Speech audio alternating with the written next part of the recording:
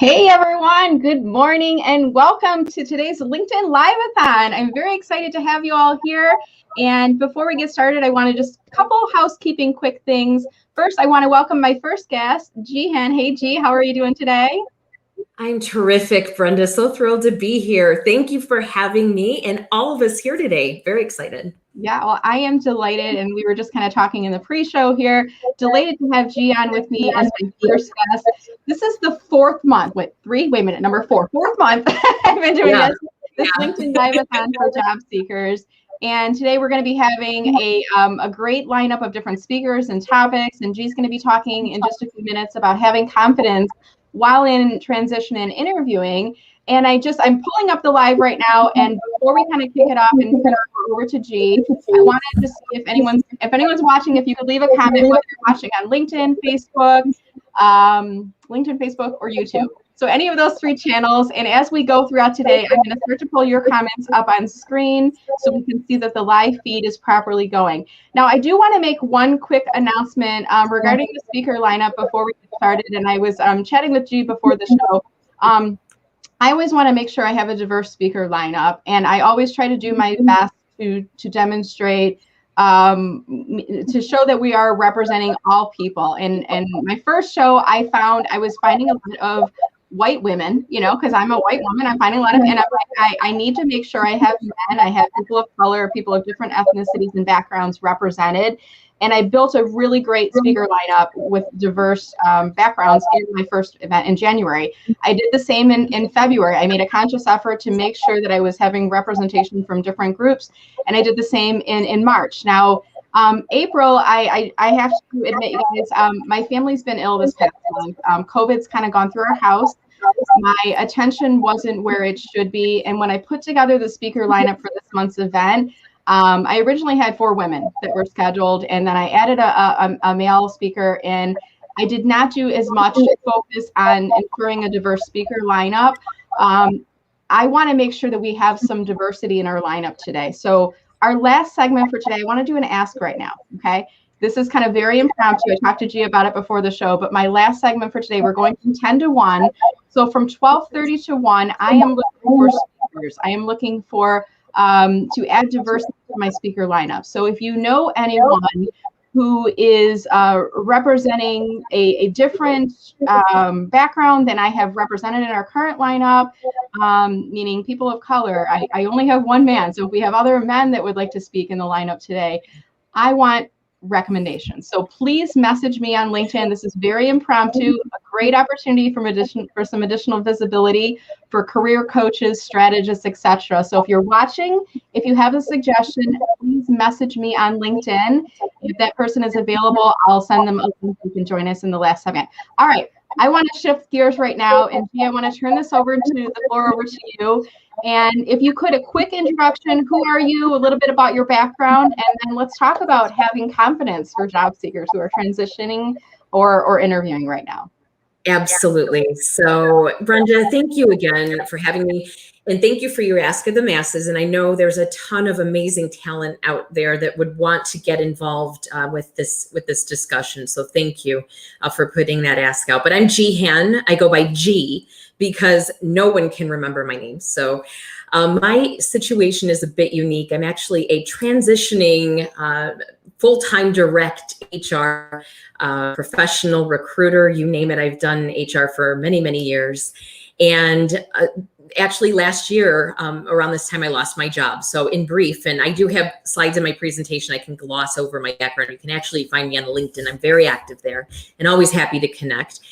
But my situation is such where I had to get a little bit of, creative and feel more confident during my job search. So a lot of what I want to share today is just a little bit of outside the box thinking, because the job search, it's brutal. And I've seen it from both sides of the table. So I have an extensive HR and recruiting background. So got that hat on a lot, but I also have that disillusioned, discouraged job seeker. So I am feeling the pain right along with everybody else. I've been a member of Brenda's amazing Friday group for the past several months.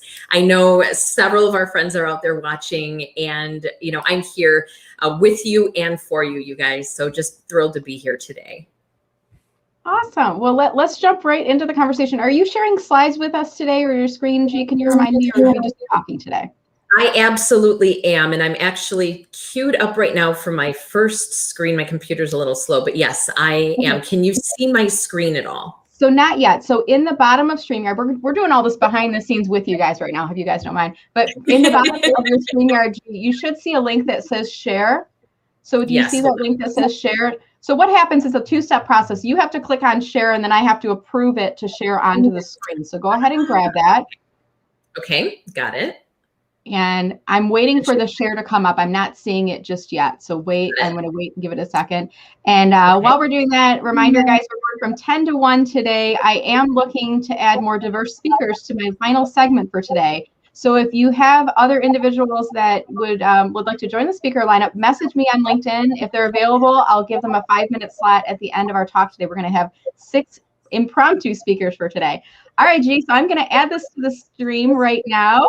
There we go. And I'm going to take myself off screen. I'll come back in and we'll do Q&A starting at about 10:20. So the floor is yours. Okay, great. And of course, my slides got out of whack. So what can you do? But good morning, everyone. I'm G. My presentation, I am so excited to start off the morning with this because confidence in the job search is absolutely essential. Again, like I said, I have been in the job search, and I'll get into a little bit more of why I've made a little bit of a switch shortly, but you can see the title of the presentation there today. So again, this is just a quick snapshot of my background. I've got 20 years of HR experience, and I've worked for small and larger companies. Everything that looks great on paper, right? Okay, so this year I decided to start an LLC just to be able to do projects. But again, I'll get into more of that. So all of that is the stuff you see on paper, but here's a little bit about the behind the scenes. So this is the personal for me and why I'm here and how I know Brenda again. 2020 was a bit of a struggle, obviously, for us all, and we're still feeling the residual pain. I lost my job, as I'd mentioned, felt the isolation. I'd actually first met Brenda in Michigan, where I lived my entire life, relocated to Texas a few years ago. And so spending all of last year in isolation did not help. So I was never honestly down for too long. I had some physical issues at one point, but I've always kept, and please, I only wish I could share with you how exactly I did it on a day-to-day. I don't know. I never really got down for too long. I just wouldn't allow myself for it. And a lot of that lends itself to the positivity that I try to always have as much as possible and try to keep sharing with others as well. So I also struggled with video. We talk about video a lot. We talk about imposter syndrome a lot as job seekers. And one thing that you should know about me is I live and breathe on LinkedIn. So that's where you'll find me. I'm not active on a lot of the other social platforms. Clubhouse is now my new thing as well. But LinkedIn is really where it's at. And what I try to encourage people, especially if you're, sort of putting the feelers out for a job search, LinkedIn is not always about the job search. It's networking, it's connection and reconnection. And it is critical when you are down in the dumps to keep all of that activity going full force. And last year was a great example. I've been on LinkedIn for the past 13 years, never used it more in my entire life than I did last year. I'd gotten jobs, I had opportunities, but last year was really where it was at. But it really also about last year forced me to get creative. And like you'll see when I talk about personal branding, my Bitmoji comes to life. You see Bitmoji here. And it's sprinkled throughout my content and also, as mentioned, my new LLC. So before we start, I have a quote. And I came across this recently and I fell in love with it right away. I do not know the originator. It's Christina Grimmie, not familiar. Confidence is not will they like me? Its confidence is, I'll be fine if they don't. And that applies not just in the job search, but in all facets of our lives, right? So we're always seeking approval, but it's what happens when we don't get that job or when we don't get that new relationship we think we want, or we don't get what we feel we need. It's how do we maintain that confidence throughout? And it's just something to keep in mind as you go forward. So today I'm going to talk about these 5 key points: strengths, personal brand, creativity, pastime, and empowerment. And please do not feel forced to take notes. I won't be sending out slides, but I can share content with you via notes, or if you want to reach out to me with any questions about some of this information after the fact. So the first thing I want to talk about, and this is critical, is know your strengths. And you'll see on the screen, it's Bitmoji, as affectionately named my Bitmoji. It's Bitmoji. Get it? I go by G. So you kind of get the relation there. Clifton Strengths has been key for me over the years. I have a great example of it. I will not share, but very long story short, I was in a job for 2 years before I took Clifton Strengths, beating my head against a wall every day as a financial analyst with an amazing firm, PwC, so the #1 accounting firm in the world at the time. And I beat my head against a wall every day. And I couldn't figure out, why was I unsuccessful? Why? I knew why the performance reviews were terrible, because I was not effective. But I struggled, but I consistently tried for 2 years. The day I left that job, I literally learned about strengths, and that was 8 years ago, and I've never looked back. So I'm a big believer in it. It's talked about constantly. It's in post content, etc. I know Brenda's mentioned it. I know Brenda and I actually talked about this on one of her shows about 5 months ago. I was blessed to be a guest. Go to gallup.com and you'll find that information there. And the information's on this slide, but it's very nominal in fee for what you're going to get from it. This comes up a lot, though, in your interviews too. It's hugely helpful to have these in mind, your top 5 criteria. It's based on 34. You only need to know your top 5. What are you greatest at? Where do you shine and excel? And truly, where's your passion? Where does that energy go every day? You really need to know yourself first before you can convey that messaging to any employer. So just something to keep in mind, okay? So now comes the topic. I love this topic of personal brand. So what I enjoy is this quote that really nails it. A lot of times we spend a lot of our time actually thinking, okay, overthinking actually. What does personal branding mean? It means a lot to a lot of different people. But it's summed up perfectly in this Jeff Bezos quote, which is, your brand is what people say about you when you're not in the room. And I have a quick example of this. So recently I was having a bad day and I went out to get something from a store. And I completely forgot why, why I was so upset about it. But I remember as I was leaving the store and disgruntled with not finding whatever it was I'd wanted, as I was leaving, I found a pillow, this pillow that you see on the screen that was Glow Getter in yellow gold, which is my signature color, yellow gold all the way. And I did a post about it, right? So that coupled with a few other things led me to do a post. And I was named in someone's post a few weeks later who referred to me among a bunch of other people as innovative. And I had no clue why this person referred to me as innovative. I've been called many things innovative. It was never one of them. And I reached out and she answered my question of why with this. And she said, she said, it's everything about you. She said, it's your content. It's your positivity. It's how you approach HR. You're not, cut of the same mold type of thing. And I just remember her being so encouraging of me that it inspired me to post this, because that is proof positive that when I don't see that for myself, other people may see something that I don't. So just something to think about. And to coincide with that too, one of those things where you can do a Wordle or a word dump. And lately I've even been asked by a couple of my friends how I feel about them. In similar exercise, they're trying to get an idea of, hey, what's good about me? What can I share in my about section or in my branding? And I assisted them with, sharing some words, but do that exercise. Ask your family and friends what they think of you. What give a word to describe yourself, if you will. And again, going back to signature colors, always gold, and the black, white, and gold are now part of my new company logo, which I formed, again, out of frustration from the demoralizing job search, gives me the energy. And my crazy long name, I go by G. I now have a Bitmoji that pops up from time to time in content that you'll see. Other words that people have used to describe me are, and you can see this too, I'm not even making this stuff up. If you were to go through my feed, these are some of the things that people have shared. Positive, creative, innovative, as I just shared with you. My Bitmo, and as you can probably already tell, I've always been a huge fan of quotes. I've actually been using them on LinkedIn for at least 10 years. I have content from 10 years ago, at least, where I used quotes. So again, your personal branding, don't put it all out there, everything at once. There's a time and a place for everything. So there's a balance to it, and there's posts out there, people engaging in conversations about what to share, what not to share, but anything that gives you energy and that you can share tastefully, I'm a huge fan of. And I know others are as well. Personal brand posts get a huge amount of traction and visibility.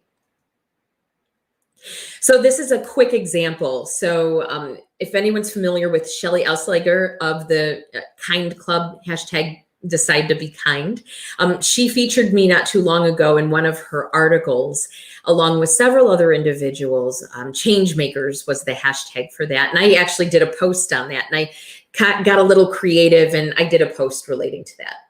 So on a personal note, though, you'll see at the bottom right, and I just got done sharing with Brenda and a few other people. While I didn't share this on LinkedIn, I did a quick Facebook post, which I'm not very active on Facebook, but bam, people, here you go. Just know that we're okay type thing.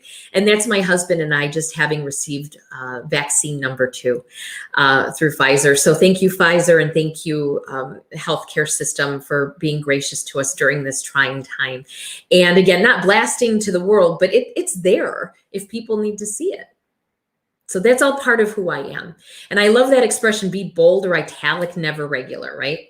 So again, all this feeds into number 3, creativity. I live and breathe Canvas. So this presentation is not a PowerPoint presentation. And I shared that with Brenda initially. You will not find me doing much of PowerPoint anymore. I love Canva. I engage in it regularly. So if you're not familiar, go to canva.com, explore it. Create a hashtag for yourself. Use it on Instagram, on LinkedIn, anywhere else you do content, on Facebook even. Mine is hashtag #GJustSayin'. So feel free to follow my hashtag too. I used to have a memorable business card. Please excuse the picture. That does not look like me anymore. I had very, very short hairdo, if you will. So I had a cute, catchy tagline. And again, my mantra, my professional experience about creating that in the workplace, sustainable, flexible, is at the bottom of my business card. Also, you want to work on your LinkedIn profile. That is free real estate, folks. You'll hear Brenda talk about it constantly. Brenda's very active on LinkedIn, and that's all, a large part of her brand. It's her social media pie book that she wrote recently. She's amazing at this stuff. So again, we're all here because of Brenda and that purpose. And again, going back to signature colors, always been a really big yellow gold fan, but I love the black, white, and gold, like that splash of gold. That's just my signature now. And again, as I was mentioning earlier, I went into the side hustle piece because I wanted a little bit of a fresh start, if you will. So a lot of times we have the conversations about how to bucket ourselves under the, in transition, unemployed. Those are two things that you do not want to put on your LinkedIn profile and on your resume. It has more of a defeatist attitude. Instead, how can you get creative? Even if you don't establish a formal LLC as I did, it's something to think about where you can say, okay, yeah, I'm good at these things. How can I leverage that creativity and purpose that intentionally? This is something that Brenda will appreciate as well, but this is consider a defining acronym. And I know Brenda has her Rockstar acronym. I know a very huge LinkedIn guru named Jeff Young has his Namaste. Network and make all sorts of terrific energy is his. I came up with this recently because I love gold and golden. And I thought, what can I do with this? So you'll see that right there. I've had other people, and I also did a post on this. And after doing said post, I had people reach out to me in comments and even offline to say, gee, what a great idea. You've inspired me. I want to do something with the word love or empower or reach. And that just resonated with me. So that post did wonders for some people who are out there. Okay. And again, these are just a couple more quick examples of content. The top piece that you will see on the screen is my banner, or was my banner at one point when I was in the job search. And I have done all kinds of things to kind of think outside of the box, but one of them was reinventing my banner a few times. And then, of course, another, an example of a post I did down at the bottom, courtesy of Canva, folks. All of this doable in Canva, even the free edition. So another one of my favorite quotes that I've been using for years, and it's on my vision board, it's everywhere, is "Why fit in when you were born to stand out?" It's a Dr. Seuss quote. And I'm a big, firm believer in this. And again, this is a clip from a piece of content I recently did to try to remind people, why do you want to be of the same mold when you don't necessarily have to? So again, number 4, you want to ensure that you're engaging in your hobbies and pastimes that mean something to you. Do new certifications and courses in Udemy. I think that's how you pronounce it. So if you go to udemy.com, as you can see on the screen, that's not just your professional certifications. There's all kinds of learning that you can do, and just to feel energized and keep those creative juices flowing. These are great talking points in interviews. Also, writing and journaling. I've discovered Penzu, penzu.com, if you will. Video is huge, and I could go on about video for days and days, but I thankfully overcame my video phobia. I went from, I don't even know what the degree would be in this moment, but I completely did a 180 from last year, I guess you could say. I was doing no video content to having created content over the past several months. And I just this weekend was granted LinkedIn Live access. I did a quick video of it, and it reached over 10,000 views and hundreds of reactions and comments. So hugely energized and a huge departure. Let me see. So again, you want to feel empowered. That's the most important thing. You've got a lot to be grateful for. You've got a huge network. Always remember to network with people the right way. And again, another piece of content is, please don't start off by saying, I just want to pick your brain. Engage intentionally with your network. We're here for support, and there's a lot of job seekers in a similar boat. Confidence is key. And I'm a big fan of the fake it till you make it. It really is critical, because desperation is a bad look. Being somber in screening interviews, whether you're video, visual, or just over the phone, that comes across. When you're somber, demoralized, that's a turnoff right there for recruiters. I get that you're completely disengaged in some cases, not feeling it on certain days, because it's frustrating, right? But you are ultimately in control. Not all recruiters will ghost you. You always want to put your best foot forward. And as I'm always telling candidates, even in mock interviews, because I do participate in those, recruiters are here to cheer you on. And you're going to hear from some shortly who are going to be your cheerleaders. They're here for you today. And we're here to cheer you on. We want you to be successful. Yes, the ghosting happens. It actually happened to me twice in the same day recently. Very frustrating, but I just picked myself up and dusted and moved on. So just remember, you're not your job, and they come and go, but you do not want to hold grudges. And again, I repeat, confidence is key. Practice your mock interviews. I have a resource. It's through the Dallas Pit Crew. There are many, many resources out there as well. Do volunteerism that you enjoy, never anything that you feel obligated to do, as much as you can repel that. And also know your boundaries, especially when it comes to LinkedIn invitations from recruiters who reach out to you. Maybe they haven't responded to you, but they want at you in LinkedIn. Don't feel compelled to respond right away. I did that with the person who blew me off last week. They never responded to an email, but instead tried to engage with me on LinkedIn. We had no common connections. I refused to connect, and I never even heard from the person, but they never told me about the job anyway. So also embrace content work. It's critical to do because these are things that will fill your time and your soul, in your resume. And also take advantage of resources that are out there. There's loads of them. Self-care always needs to come first. And I'm going to leave you with this. This is my quote: "Our flaws are someone's awes." So anytime you feel a lack of confidence or something, whether it's your appearance or the way you speak or something that maybe you're not entirely confident with, I guarantee you there is at least one person out there who will say to you, "I envy this about you. I want to be you when I grow up. I wish I had that. And they're probably feeling like, well, why? I've had that happen too. So never remember that. And there's me with my old hairdo. So many thanks for your time today, folks. I cannot thank you enough. This is my contact information. Basically, you can contact me for LinkedIn connecting. I absolutely love LinkedIn. Like I said before, I love Canva content and available for that as well. Happy to engage there. But this is my contact information just right off the bat. So I think that's it. I'm on Clubhouse, like I said, as well. So don't forget the handle, and look forward to seeing you again soon. Thank you so much for your time today, everyone. All right, G, thank you. I want to pull Judi up just for a second, just so we can do a quick audio and video test with Judi, just to make sure. Hey, Judi, how you doing today? Hi, good. How are you? Good. I'm going to put you back in the green room just for a minute as we finish off with G. This is kind of running as a LinkedIn Live-a-thon all day. Well, not all day, till 1 o'clock today, I should say. Since G's my first guest, I'm solo producing, so I kind of like to make sure the other guest is ready to go. And we've got a couple minutes, so I want to encourage you guys. See, right now I have the ticker up on screen that says comment below if you have a question for G or anything to add to the conversation. And I see that there's been a lot of great feedback. You know, G, and as you go through the playback, you'll be able to see some of the comments that are coming in there. So many people have really appreciated your presentation today, and I agree with Fran. So inspiring.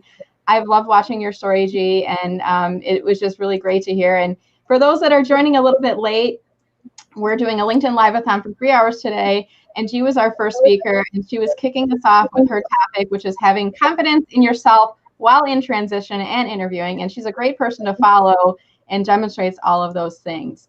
So I know a couple of people were like, oh, so many great pieces of information. I wish I was taking notes. Well, hey, guys, if you sign up, I'm going to put the webpage up on screen right now. If you sign up at this webpage, I will make sure that you get a copy of all of the playback links from each of the presenters for today, as well as, now, G, are you making your slides available to people? Would you be comfortable sharing those with me to share with folks, or? You know what? I've got some notes I can send. Okay. Mm-hmm. All right, perfect. So if you guys go to, I'm going to give you this webpage, mellermarketing.com, Lil April, L-I-L, which stands for LinkedIn Live April. If you go to that webpage, then you'll sign up. I'll make sure that you get the playback links. And what I'm going to do is take every speaker's link and we'll put it into a 30-minute segment so you can watch them individually. So if you want to fast forward just to see G's part or just to see Judi's playback, I'll have that in there along with any special offers. So G, thank you so much for joining. And before we wrap up, I want to pull your LinkedIn URL up on screen. I'm going to drop it into the live chat as well. Are you open to accepting invitations from people that are watching the session here today? Absolutely. Just remind me in your invite, and Brenda knows this, please personalize your invite. And just remind me that we met here today. But I'm very, very open to connecting. And like I said, I have an Instagram, I never use it. I'm on Facebook, seldom on there though. LinkedIn is my home. So find me on LinkedIn, and I'm also in Clubhouse at G Just Saying. So again, goes back to that hashtag piece. Like I use that cross brands and cross platforms. So yeah, awesome. And I'm navigating through a couple different windows. So give me just a second here, guys. I think I've got G's profile. I want to pull it up on screen just so you can see it. And this is the profile you want to send her an invitation to connect. So just mention in your invitation to connect that you saw her on the LinkedIn Live today. If there was something that was particularly compelling for you that you heard her say in the discussion, mention that in the invitation. It's a great technique of getting more of your invitations accepted. So if you're not getting a lot of your invitations accepted, make it personal. Personalize that note to that individual. Don't send just a blank invitation. Include some context in there that's going to help to get those invitations accepted by more and more people. So G, thank you so much. I know there may be a couple of additional comments or questions that are coming into chat. I would love it, G, if you could go onto the live stream now and see if there's any additional questions, and hopefully you're able to watch us for a little bit of the day today as well. I definitely will. You know I will. Again, happy to support, provide info, all that great stuff afterwards. Thank you so much, Brenda. I'm so excited, and you guys are in for a treat. Today's lineup is stellar. Thanks, everyone. Thank you, G. All right. We're going to move on to Judi next here. So let me just take G off screen, and I'm going to pull Judi back up on screen here. And let me just change over the banners here. I've got to kind of reset the deck, so to speak. Oh, hey, good. Hi. How are you doing today? Good. How are you? Good. I'm doing really well. Thank you. And before I turn the floor over to Judi, I just want to welcome anybody who's just joining now. We're going to be doing this as a LinkedIn Live-a-thon for job seekers from 10 a.m. to 1 p.m. today. And we've got a really great speaker lineup. Judi's going to be speaking with us in just a minute about LinkedIn networking strategies to get opportunities. And I did mention a little bit earlier that my final segment for today, I'm looking for more diverse speakers in my lineup who are willing to share a 5-minute talk offering career strategy tips. So if you know of anyone that might make a great speaker, please message me on LinkedIn. I've already had a couple messages going back and forth and hoping to add a few people in, and I'll be announcing them soon. But what I'd like to do now, Judi, is you're one of the LinkedIn rock stars. I mean, one of these people I've been following on LinkedIn, and I really started to get to know you on Clubhouse, actually. I think we were in a couple chats and whatnot together. And I think I said, hey, do you want to come on to a LinkedIn Live-a-thon sometime? And we were going to originally have you on last month when I had all the LinkedIn rock stars as a part of the lineup. And I think I was messaging a bunch of people. By the time you reached out, I think I already had everything locked in at that point. So I said, hey, how about we book you for April? So why don't you, before we start talking about the networking strategies, Judi, tell us a little bit about who you are and what your business is all about. Well, I first want to say thank you. And this goes back to everyone that's job searching. Every single touch point is about high intention, low expectation. So I had high intention of getting back to Brenda and holding, high intention, low expectation. There's never an expectation that anything's going to come through, and you just have to hold out for anything to happen in the future. So just as an FYI, you never know what's going to happen and where you're meant to be at the right time in the right place.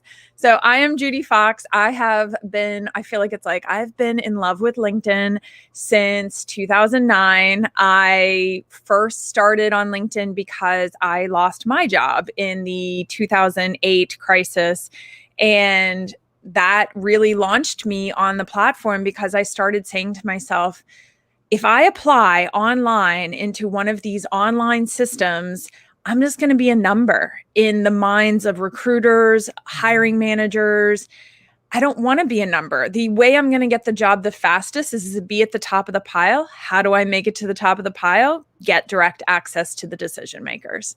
So, and that is what I'm going to talk about today. Some kind of maybe not talked about a lot, networking strategies that from the outside may look like, wait, how does that make sense? But it does. It allows you to get to the top of the pile because you network to the people, but you talk with them in a way that makes them see you, makes you memorable. So awesome. Well, I'm going to actually just turn the floor right over to you right now, Judi. Do you have slides that you're sharing today, or are we just doing a talk? I can't remember. I do have slides, unless you're dying for me just to talk. I love having slides. There's some different things. So what if you could do this in the bottom of your StreamYard, you should see, Judi, it says share.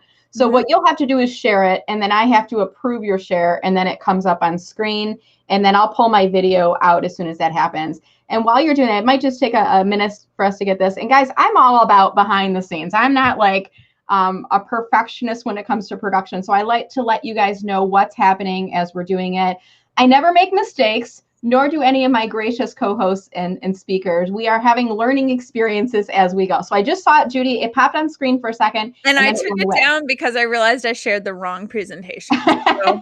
And I think the good thing about this too is when you share, it doesn't go until I click on. So if you were to share something like your email inbox accidentally, I'm like, oh, Judi, it's the wrong thing. Do you want to try it again? So I think StreamYard is trying to help us out a little bit with this. They are. I don't know why it's not pulling up. I didn't want to share my entire screen, but I can just share my entire screen if that works. So. Okay.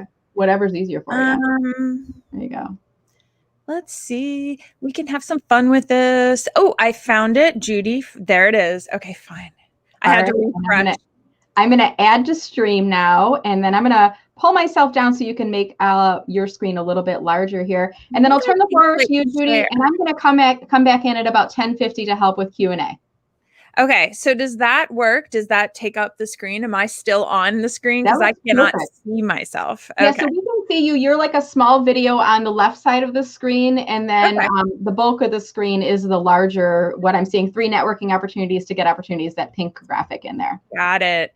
All right. So the 3 LinkedIn networking strategies to get opportunities. You are in the right place. I'm going to hit you right off the bat with what are the 3, so that way you can keep them top of mind as we spend some time together. Number 1, being memorable. But I'm going to talk about how to do it. And really what it comes down to is how you make people feel is truly what is most memorable about anything you can do. Next up is your reputation. And it's going to be interesting. Again, I'm going to share things that I don't normally share, that I don't normally hear talked about. So it's actually your reputation is stronger for how you talk about others. You can never control what people say about you, but you have 100% control of what comes out of your mouth and what you say about others.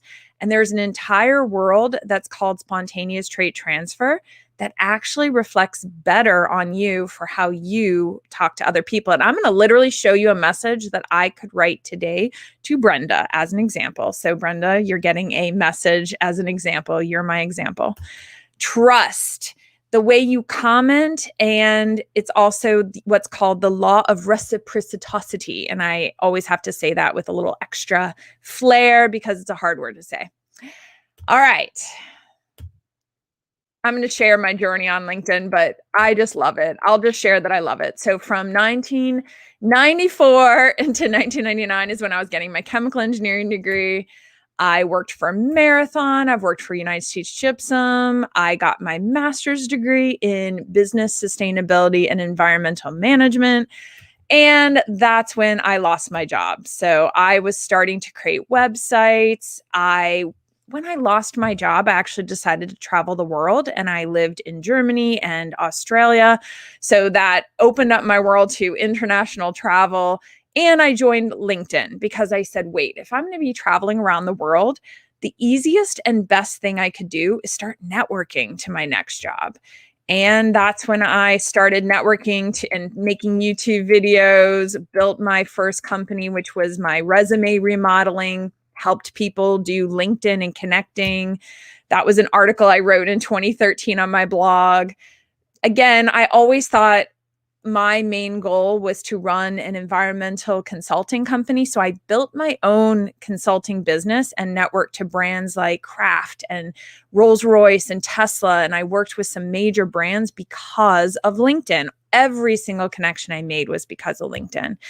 And then I finally, in 2018, decided I was like, I'm going to take what I have learned from all of these years, 2008, 2009, all the way to 2018. And I summarized it all up into what I call my LinkedIn Business Accelerator, because I truly learned how to network to opportunities and jobs and support people's careers through LinkedIn. So long story short, it has been an amazing journey, and it's still a journey that I love. So what is networking to opportunities? Let's get into this, because many people think networking at a very high level, in its most simplest terms, is I make a list of people, I touch base with them on a regular basis on some type of schedule, I sequence them through some type of written messages or templates or some way of, I don't know, strategizing it so I don't get overwhelmed with constantly thinking of what message to send. But that is not actually networking. I know it's controversial, but that's just touching base with people. That's not getting you an opportunity. It is getting you to be potentially visible. But is it getting you an opportunity? If that worked, then we would all have jobs, correct? Like every single person would have a job right now, because I think, and I can almost guarantee everyone listening has been touching base with people, reaching out, making a list. But you truly network when you can show up an extra step for people. So there's an element of being memorable in their inbox, in the actions that you take. And I'm going to give you actions to take. I'm not just going to leave you hanging saying be memorable. And you're like, what is memorable? Next up, we have it's the reputation. So obviously we cannot control what people say about us, but we can control who we surround ourselves by and what we say about other people. And then the other thing about your reputation and trust building is when you comment, because public conversations build trust to people having private conversations. So many people want to go straight to direct messages. But even just seeing you in conversation in public doesn't mean you have to be talking to the person you're trying to get a hold of. Us just knowing that people are trusting you in a public way allows us to trust you in a private direct message. So when you combine memorable and trust and your reputation, big mixing bowl, you have networking to your opportunity. So let's break each one down so we are not like, Judi, what do I do? And I'm like, here you go. Here's your steps. So love this quote by Maya Angelou. Absolutely love it. People will forget what you said. So they're not going to remember everything you said in that really well thought out template or your format that you have to reach out to people. People will forget what you did in the past. They're going to forget actions or results or steps, but they're not going to forget how you made them feel. So your results are going to make them feel. Your message is going to make them feel. So think first about how you're leaving people in your messages and how you reach out to people, how you're making them feel. And that is powerful. So the first step number one is pick 5 ways you want people to feel. Obviously, I've got like my arms in the air. I'm going to share the 5 ways I want you to feel. You don't have to feel this way if you don't want to, but I want you to feel this way. And if you're vibing with this, drop a fox in the chat so I know you're here and I know you're listening and I know you're dying to pick the 5 ways you want people to feel. You're more than welcome to start putting and thinking and processing the 5 ways you want people to feel in the comments. So start thinking through this. If you don't have 5, pick 2. Because if you just get intentional about this, and I will also mention Clubhouse, I use and I keep these 5 ways that I want you to feel in my front of my mind every single day. And I've been doing it for years. So I want you to feel empowered. I want you to feel like you can do it. I want you to leave happy and smiling. So I hope we all smile together today. I want you to feel comfortable. I mean, I'm wearing my yoga pants right now. I am super comfy. Encouraged. I want an energy of you can do this. That's probably like doubling down on empowered, but whatever. I'm owning it and ready to take action. I'm very action oriented. Love that kind of energy for all of us. So obviously I cannot force you to feel this way, but I would really like it. Okay. I did make a list of a crap ton of words that you can use to just help how people describe you. I know Brenda's going to share this in the resources, but I just wanted to show you a screenshot so you make sure you get the right document. It is on my website. So judifox.com. So you can grab your feelings if you need help just finding some words, but there's a gazillion words out there and it's just about you. You are you and so freaking unique on this planet. So own how you would love other people to feel around you. All right. Next up is your reputation. And this is a phrase that I found a whole research area. It's you are what you say. So it's called spontaneous trait transfer. The very traits you use to describe others are a mirror back on yourself. It's like shining a spotlight on someone else that is not you. That light reflects off of them back onto you. And it actually persists over time. So what you say about other people, so a lot of people are constantly trying to go out online and say things about themselves. Look at me, look at me, look at me. And I love even Brenda putting this event together. She is shining the spotlight on other experts, which reflects back on her as being a curator of great leadership and conversation, and it just elevates everyone within the conversation. So I'm going to show you how to use that as a job seeker. I gave an example. So the way you describe others becomes how people see you. So if I was someone listening right now, and I want to connect with Anna, who's going to be an upcoming speaker, I would say, Anna, glad to meet you through Brenda Miller. I have learned so much from following Brenda's content and advice. She is always gathering incredible thought leaders, and her knowledge for job seekers is powerful. Thank you so much for connecting, Judi.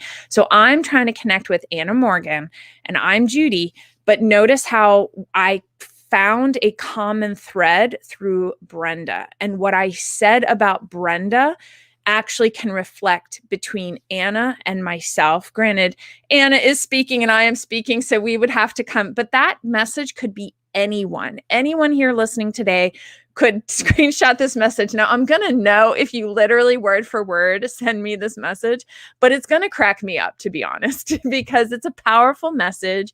It's kind, it's thoughtful, and it's not trying to say, look at me, look at me, look at me. So spontaneous trait transfers allows you to say kind things about other people, knowing in a way, not in a manipulative way, but in a kind way, that energy that you spent highlighting Brenda and spending the whole time in this message highlighting her opens the door for us to actually look at you and say, okay, well, let me start this conversation versus glad to meet you through Brenda. I want to tell you all about myself. And then we tune out a little bit. So opening and getting your foot in the door using what's called spontaneous trait transfer, it's a powerful networking tool. And one more way you can do it is voice notes in the direct messages. So I wanted to just show you a screenshot of myself leaving a voice note. But for you, putting some type of written message and then leaving a voice note allows us to connect with what you're saying. So we just need to know you exist. I always tell people it's awareness, evaluate, and then hire.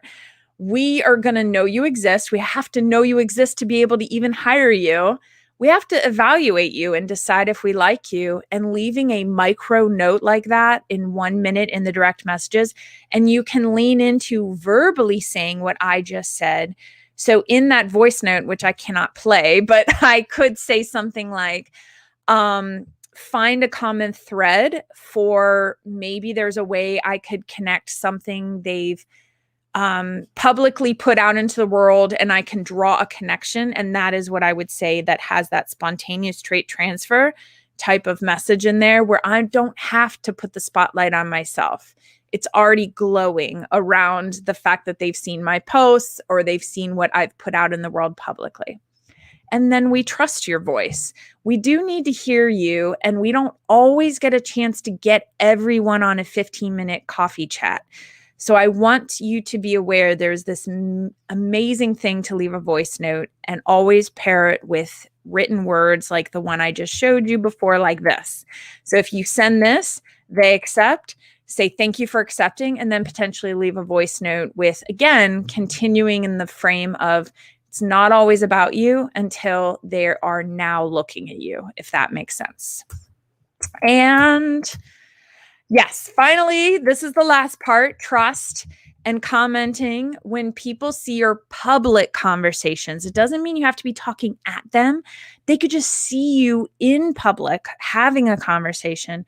They're going to trust replying to your private direct message. So commenting on this live stream right now is an example of you having a public conversation, which means anyone watching, if they see your public conversation, they see you pop up on the screen because Brenda's been sharing comments on the screen, they will trust replying to a private direct message. They're going to trust accepting.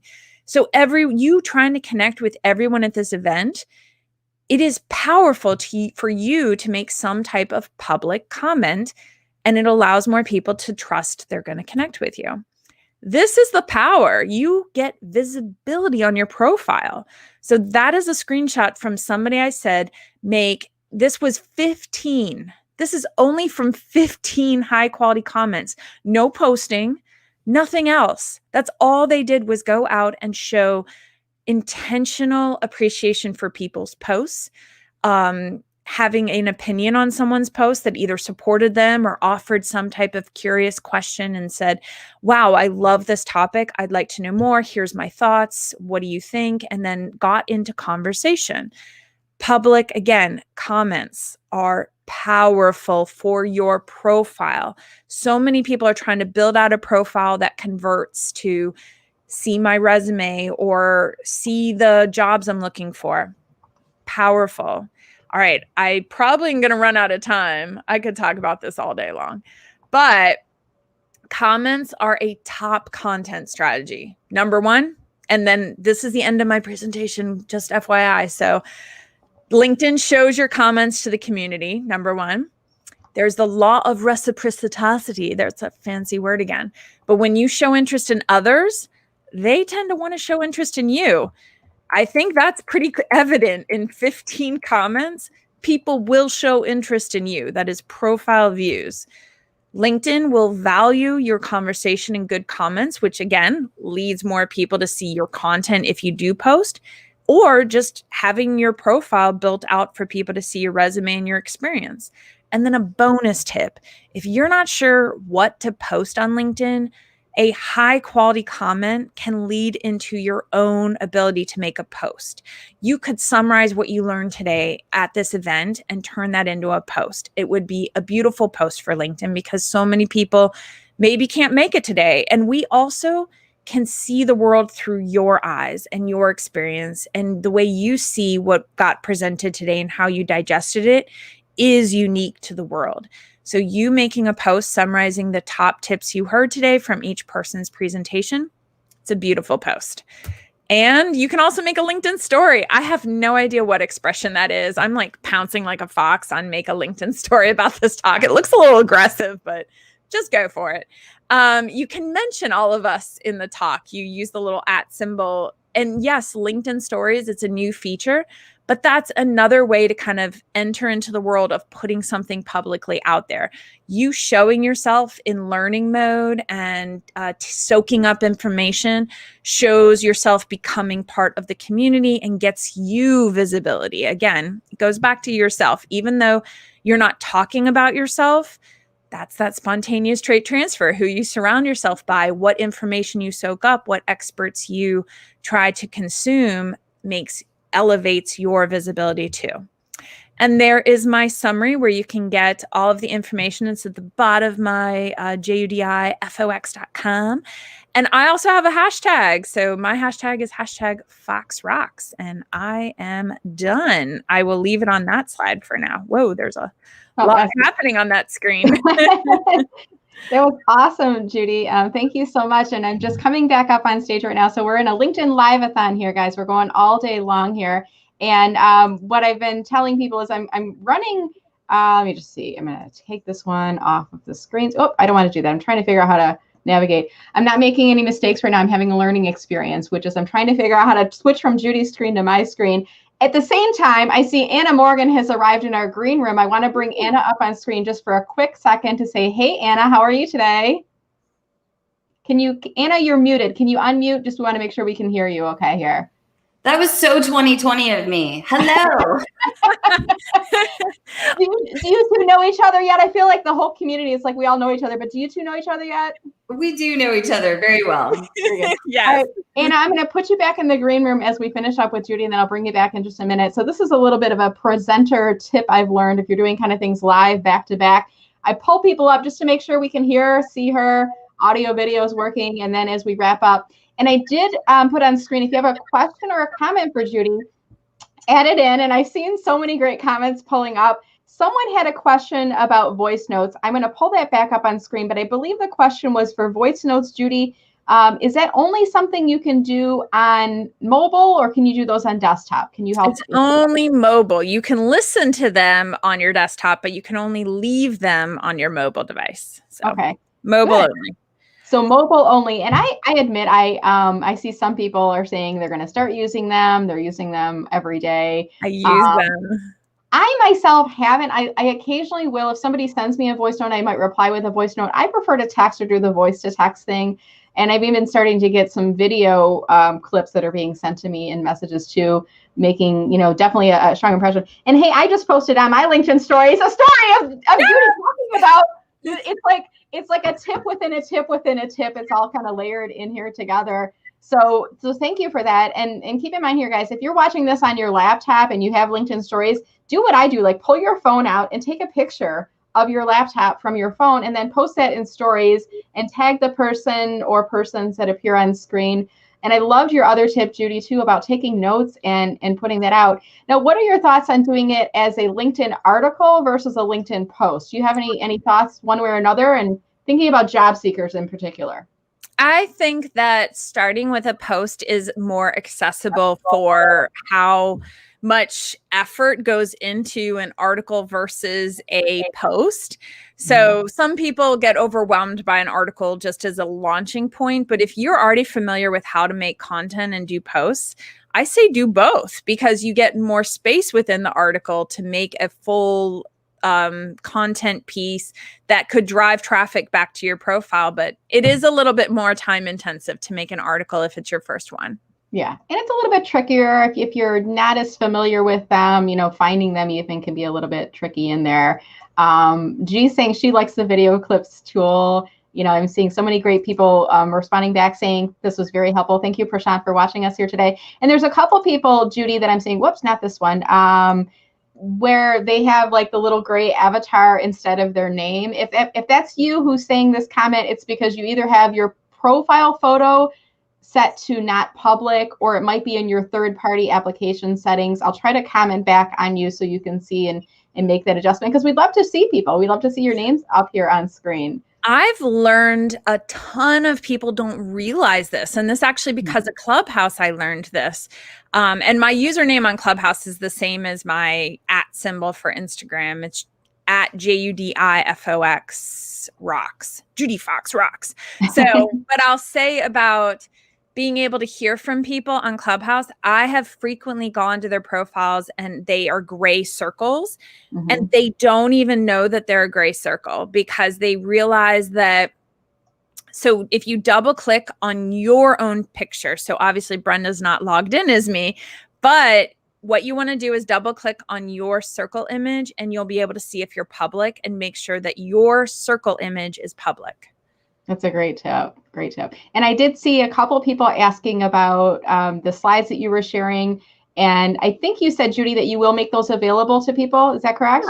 Yeah, I can make them available. I have my past presentation slides. Right when you go to do my downloads, I have other presentation slides right there. So that's wonderful. And if you're able to share those with me too, Judi, I can make them available to anybody who subscribes. And I did create it's just kind of a quick landing page where you can opt in. So it's mellermarketing.com/Lil April. So Lil is LinkedIn Live April. I try to be kind of clever with that. Someone said they thought that was my rap name. Nope, that's just the webpage. Lil April. Lil April. But I try to make it so you could easily type it in, and I'm putting it in the chat comments as well. And I just pulled up on screen, Judi, your LinkedIn account. So are you open to accepting invitations from people if they want to connect with you? Yes. And they should try out that spontaneous trait transfer messaging, where they say something kind about this presentation and Brenda, and that will reflect back on you. That's awesome. So make sure, guys, when you go to Judi's profile, click on the connect button, add a note, and say, hey, Judi, I watched you on the LinkedIn Live-a-thon today. Tell her something that you learned from the presentation today. And feel free to post throughout the day as well. If you're done watching the video, you can reshare it out. But if there's something particularly compelling that you learned from Judi, share that. And don't be shy about sharing this on other networks too. If you're on Instagram or Facebook or other places, our goal today is to bring you great resources that are going to help you while you're in career transition. And Judi was on with us sharing some networking strategies rather, to help you to get opportunities. I hope you guys found this helpful. Judi, I thought this was absolutely amazing. Thank you so much. It was just such a pleasure having you on. Thank you, everybody. And you're going to enjoy the next presentation with Anna. Awesome. And Judi, there may be some additional comments and questions that came in that we weren't able to get to. So I'd love it if you could go join us in the live stream as much as your day allows you. I know you're busy, but we really appreciate your time. And thank you again for joining. Sounds good. Thank you, everyone. All right. Take care, Judi. All right. We're going to move Judi off screen now. And let me just do a little bit of navigation behind the scenes here, kind of toggling. I'm like the pilot and putting all my instrument panel things in place. And I'm going to bring up our very next speaker, Anna Morgan. Hey, Anna, how are you doing here today? Hello. I'm no longer on mute. You're no longer on mute. And we do this kind of because we're doing a continuous stream. So if you're just joining, this is a LinkedIn Live-a-thon for job seekers. I pulled together different experts from my community that could offer advice to people who are either actively unemployed and in career transition, in between successes, if you will, Or you might be working but looking. And for those folks, if you're working but looking, do keep in mind that we can't see you if you're watching the live stream. But if you do like it, or if you leave a comment or anything, then we can see you. Okay. So if you're working but looking, maybe you don't want your boss and coworkers to know, then don't comment on anything. Just kind of watch it. And even little bonus here, if you want to watch the playbacks and maybe you're not able to because you're at work, go to my webpage, mellermarketing.com/Lil April, LIL stands for LinkedIn Live April. Subscribe, and I'll send you all the playback links later along with the presenter contact information. So what I'd like to do is just turn the floor over to you, Anna. And Anna was a person who fell from the sky, if you will. So last month, it was the night before my event. I had a presenter who came down ill and she couldn't present. And it was like a Friday night, 9 o'clock, a Friday night. I went on LinkedIn and I said, I had a cancellation. I need somebody who can speak about salary negotiation. Who do you suggest? And I got a bunch of people suggesting names. And I decided rather than picking one person, I made a panel. And Anna was so kind as to be one of those people to be on the panel. And then I reached out and I said, hey, do you want to come and join the next month event as a solo? So for those people who don't know you, Anna, could you take a minute or two, tell us a little bit about you and your business, and then we're going to get into your conversation about what headhunters and recruiters are looking for.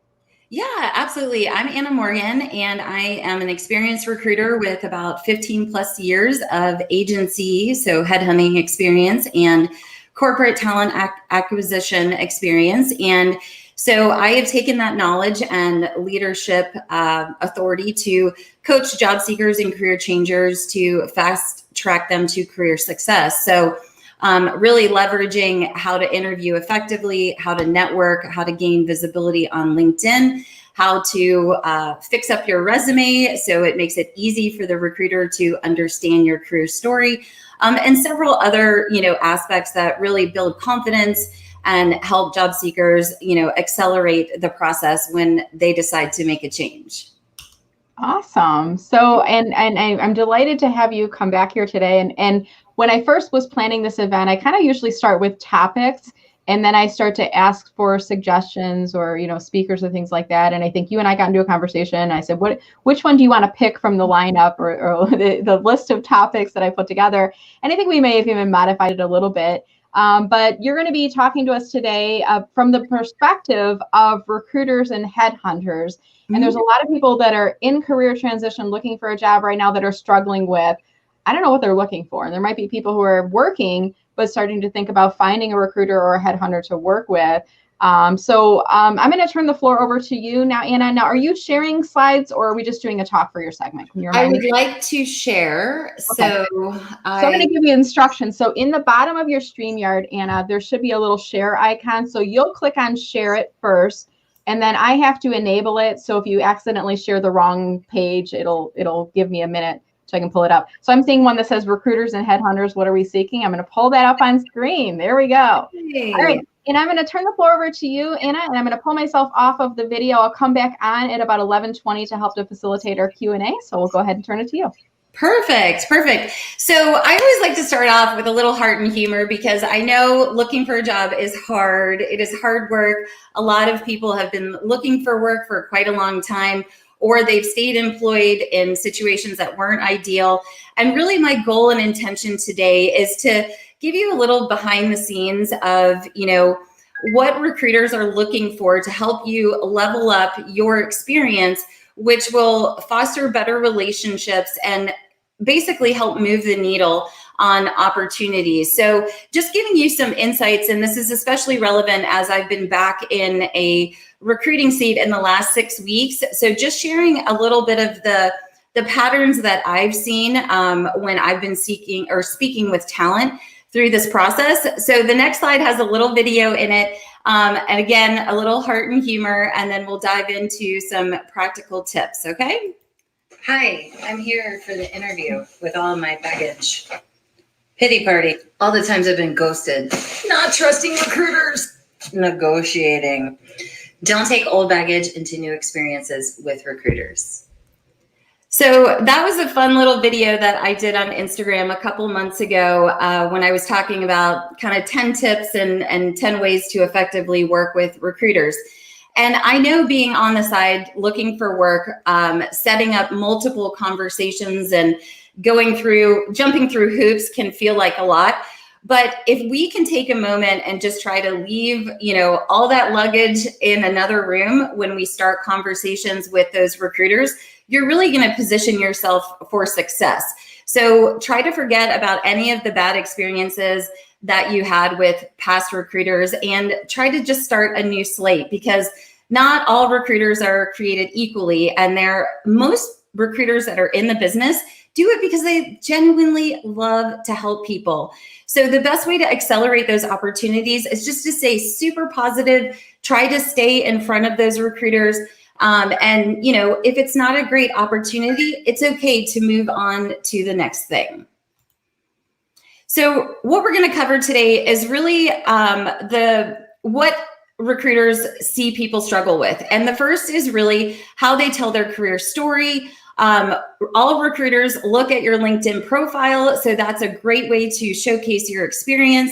And then how you can move from a transactional experience to a partnership and collaboration experience. And then some little hacks on strategic follow-up. So just real high level, and I want to share this with you because I don't know if people realize how many different types of recruiters are out there. So I would say the top 5 are your corporate recruiters, which are salaried employees who are paid to find, vet, and recruit talent, and they don't get bonuses or kickbacks for hiring talent. Then you have staffing agencies, which they basically fill your temp to hire positions, and they are, hired by the corporation to find talent, and you would be employed by the staffing firm working on site or for that corporate entity. Then you have contingency or direct hire, and those are corporations that hire these types of recruiters because maybe they can't handle, the volume of workload, and they have so many positions that maybe are super niche. So they may go to a recruiter that specializes in accounting and finance or marketing and creative or engineering. And then you have retained and executive. So that's your top tier talent, your VPs, your CFOs, your chief legal officers, your board of directors, and they are contingency and pay like a retained fee for those recruiters to conduct that search. And then you also have outplacement recruiters where corporations hire recruiters or coaches, like several of us presenting today, to help these employees find opportunities. So there's a lot more out there on the internet, but it's helpful to know the type of recruiter that you're dealing with so that you can engage in them in a way that's meaningful and gets you results. So when we talk about leveling up our career story, and in the poll that I did yesterday, this was probably 63% of where people felt that they struggled. So 4 super simple things that you want to focus on is really having that clarity. And Jess Smith is going to be doing a presentation after me about clarity, and she's going to give you some golden nuggets about if you're struggling on what you want to do next. She'll give you some exercises to work through that. But knowing what you want and then being able to really articulate and nail that 30-second to 1-minute pitch, and then take that language and save it somewhere where you can use it in all your different types of communication. And this is going to tie into your strategic follow-up and also ties into what, like G was saying earlier, about building your employee or candidate brand. And then really just be concise. I think one of the pet peeves recruiters experience is candidates that just go on and on and on and on and on and really are not observing the equal exchange through the conversation. So being concise is super, super important. And then really focusing on your stories that are key accomplishments and impact and process improvement and transformation. Really don't be afraid to get out there and brag about yourself. So you want to make it easy for the recruiter to understand your story and also tell your story. So a lot of the resumes I'm seeing now, and because we're moving to more of this international talent market, we have to consider the level of intelligence and proficiency of the person viewing your resume. So many people will just put the name of their company without really giving us a little Google summary or a foundation or kind of a softball to what that organization does or is. So I would invite you to consider putting that short summary to help the reader easily understand the type of organization that you have worked for or are working for. Why that is important is because recruiters are looking to connect the dots. So for example, I work for Floor & Decor. So if I was updating my resume, I would simply put this short statement in case there was someone who didn't actually know what Floor & Decor did. If we assume that our readers know all these companies, we are opening the door for things to fall through the cracks, or there to be some bias that they may think it's a different type of company other than what it is. So really setting the stage for the recruiter so the recruiter doesn't have to ask, so what does Floor & Decor do? How many employees do they have? Like, what is their main focus? So that's a way to really level up the conversation. And it sounds super simple, but I would say more than half of the phone screens that I do daily, I typically have to say, I'm sorry, I'm not familiar with this company. Can you give me a little background about who they are and what they're about? Or I'm madly Google searching. And then you really want to make sure when you're telling these stories that you're providing those numbers and metrics, because that's really what matters. So something like the example below, within the first year grew sales from $1 million to over $3 million in 12 months, won the Circle of Excellence in Top Sales World. That is something that is going to land in the recruiter's brain and also give them something to tell the hiring manager or the client that they're speaking to. So those stories are super effective. And then below I have, 2019 finished at 100% of a $15 million goal and signed 53 accounts. So those are good examples to model success after as you're updating your resume.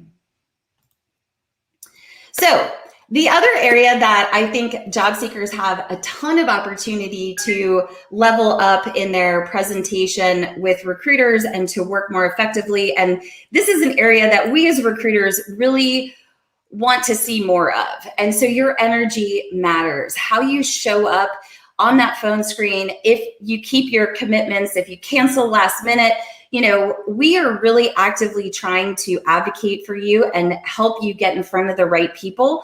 But, we need that equal exchange, right? And don't be afraid to ask the interviewer how they want to conduct the interview.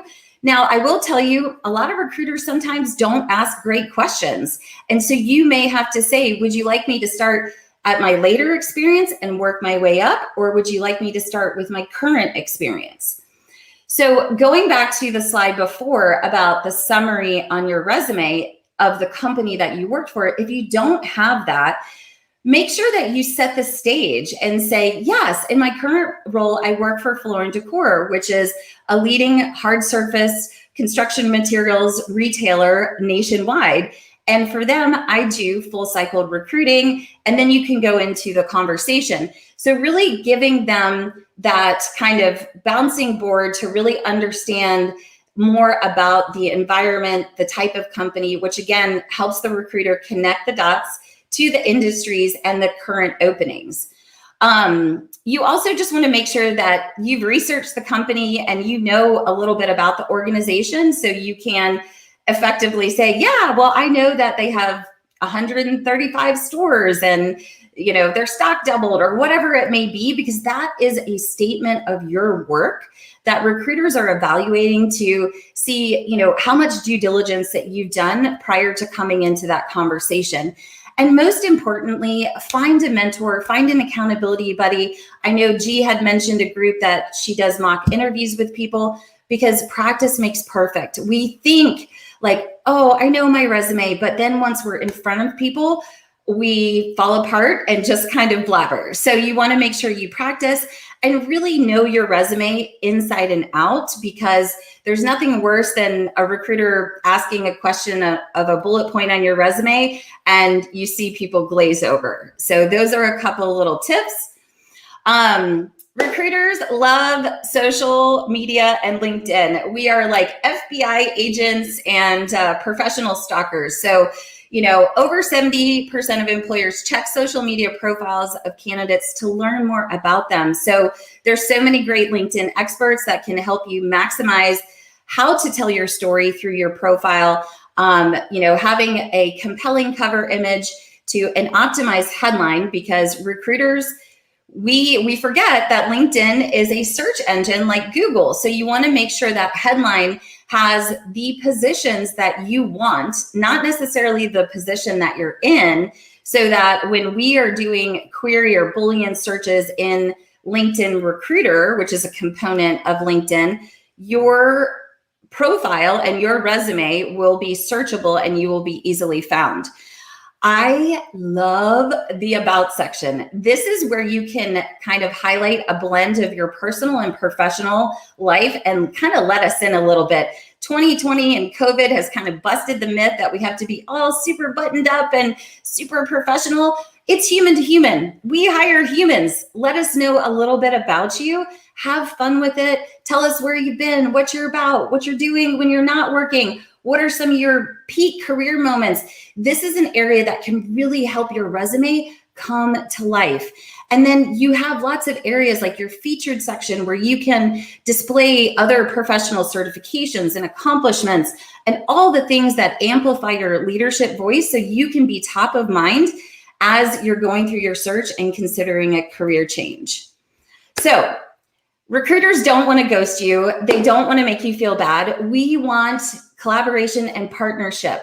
So here's 5 just quick ways that you can level up your relationships with recruiters and get better results. Provide your schedule and availability proactively. One of recruiters' most challenging parts of their job is scheduling. It's like herding cats with hiring managers and clients. So that is always super helpful. Please keep commitments on your phone screens, your video interviews, and your face-to-face meetings. Obviously, we're humans. We have sick kids, life happens, but just try to communicate as much as possible. The other thing is really please do the research, right? Understand the role that you have applied for. Make sure that you have gone through some exercises where you can tell that recruiter a story that aligns with some of those key responsibilities and experiences. And then have questions prepared. So I've always loved it when people have a question about the person, right? Like, so if somebody looks at my profile and says, oh, I see that you're a volunteer lacrosse coach, or you love to rescue dogs, like those things make that human connection. And that's in a sea of candidates when recruiters are working 30, 40, 50 plus positions. It's those little nuggets and gems of rapport that land in their body and their brain that helps them remember you, to be top of mind and put you at the top of the stack of the presentations that they're making to the hiring manager. So don't be afraid to ask them questions about that recruiter. I always recommend that you have a really strong open-ended question about the role. Why is it open? What is the hiring manager's perception of quality?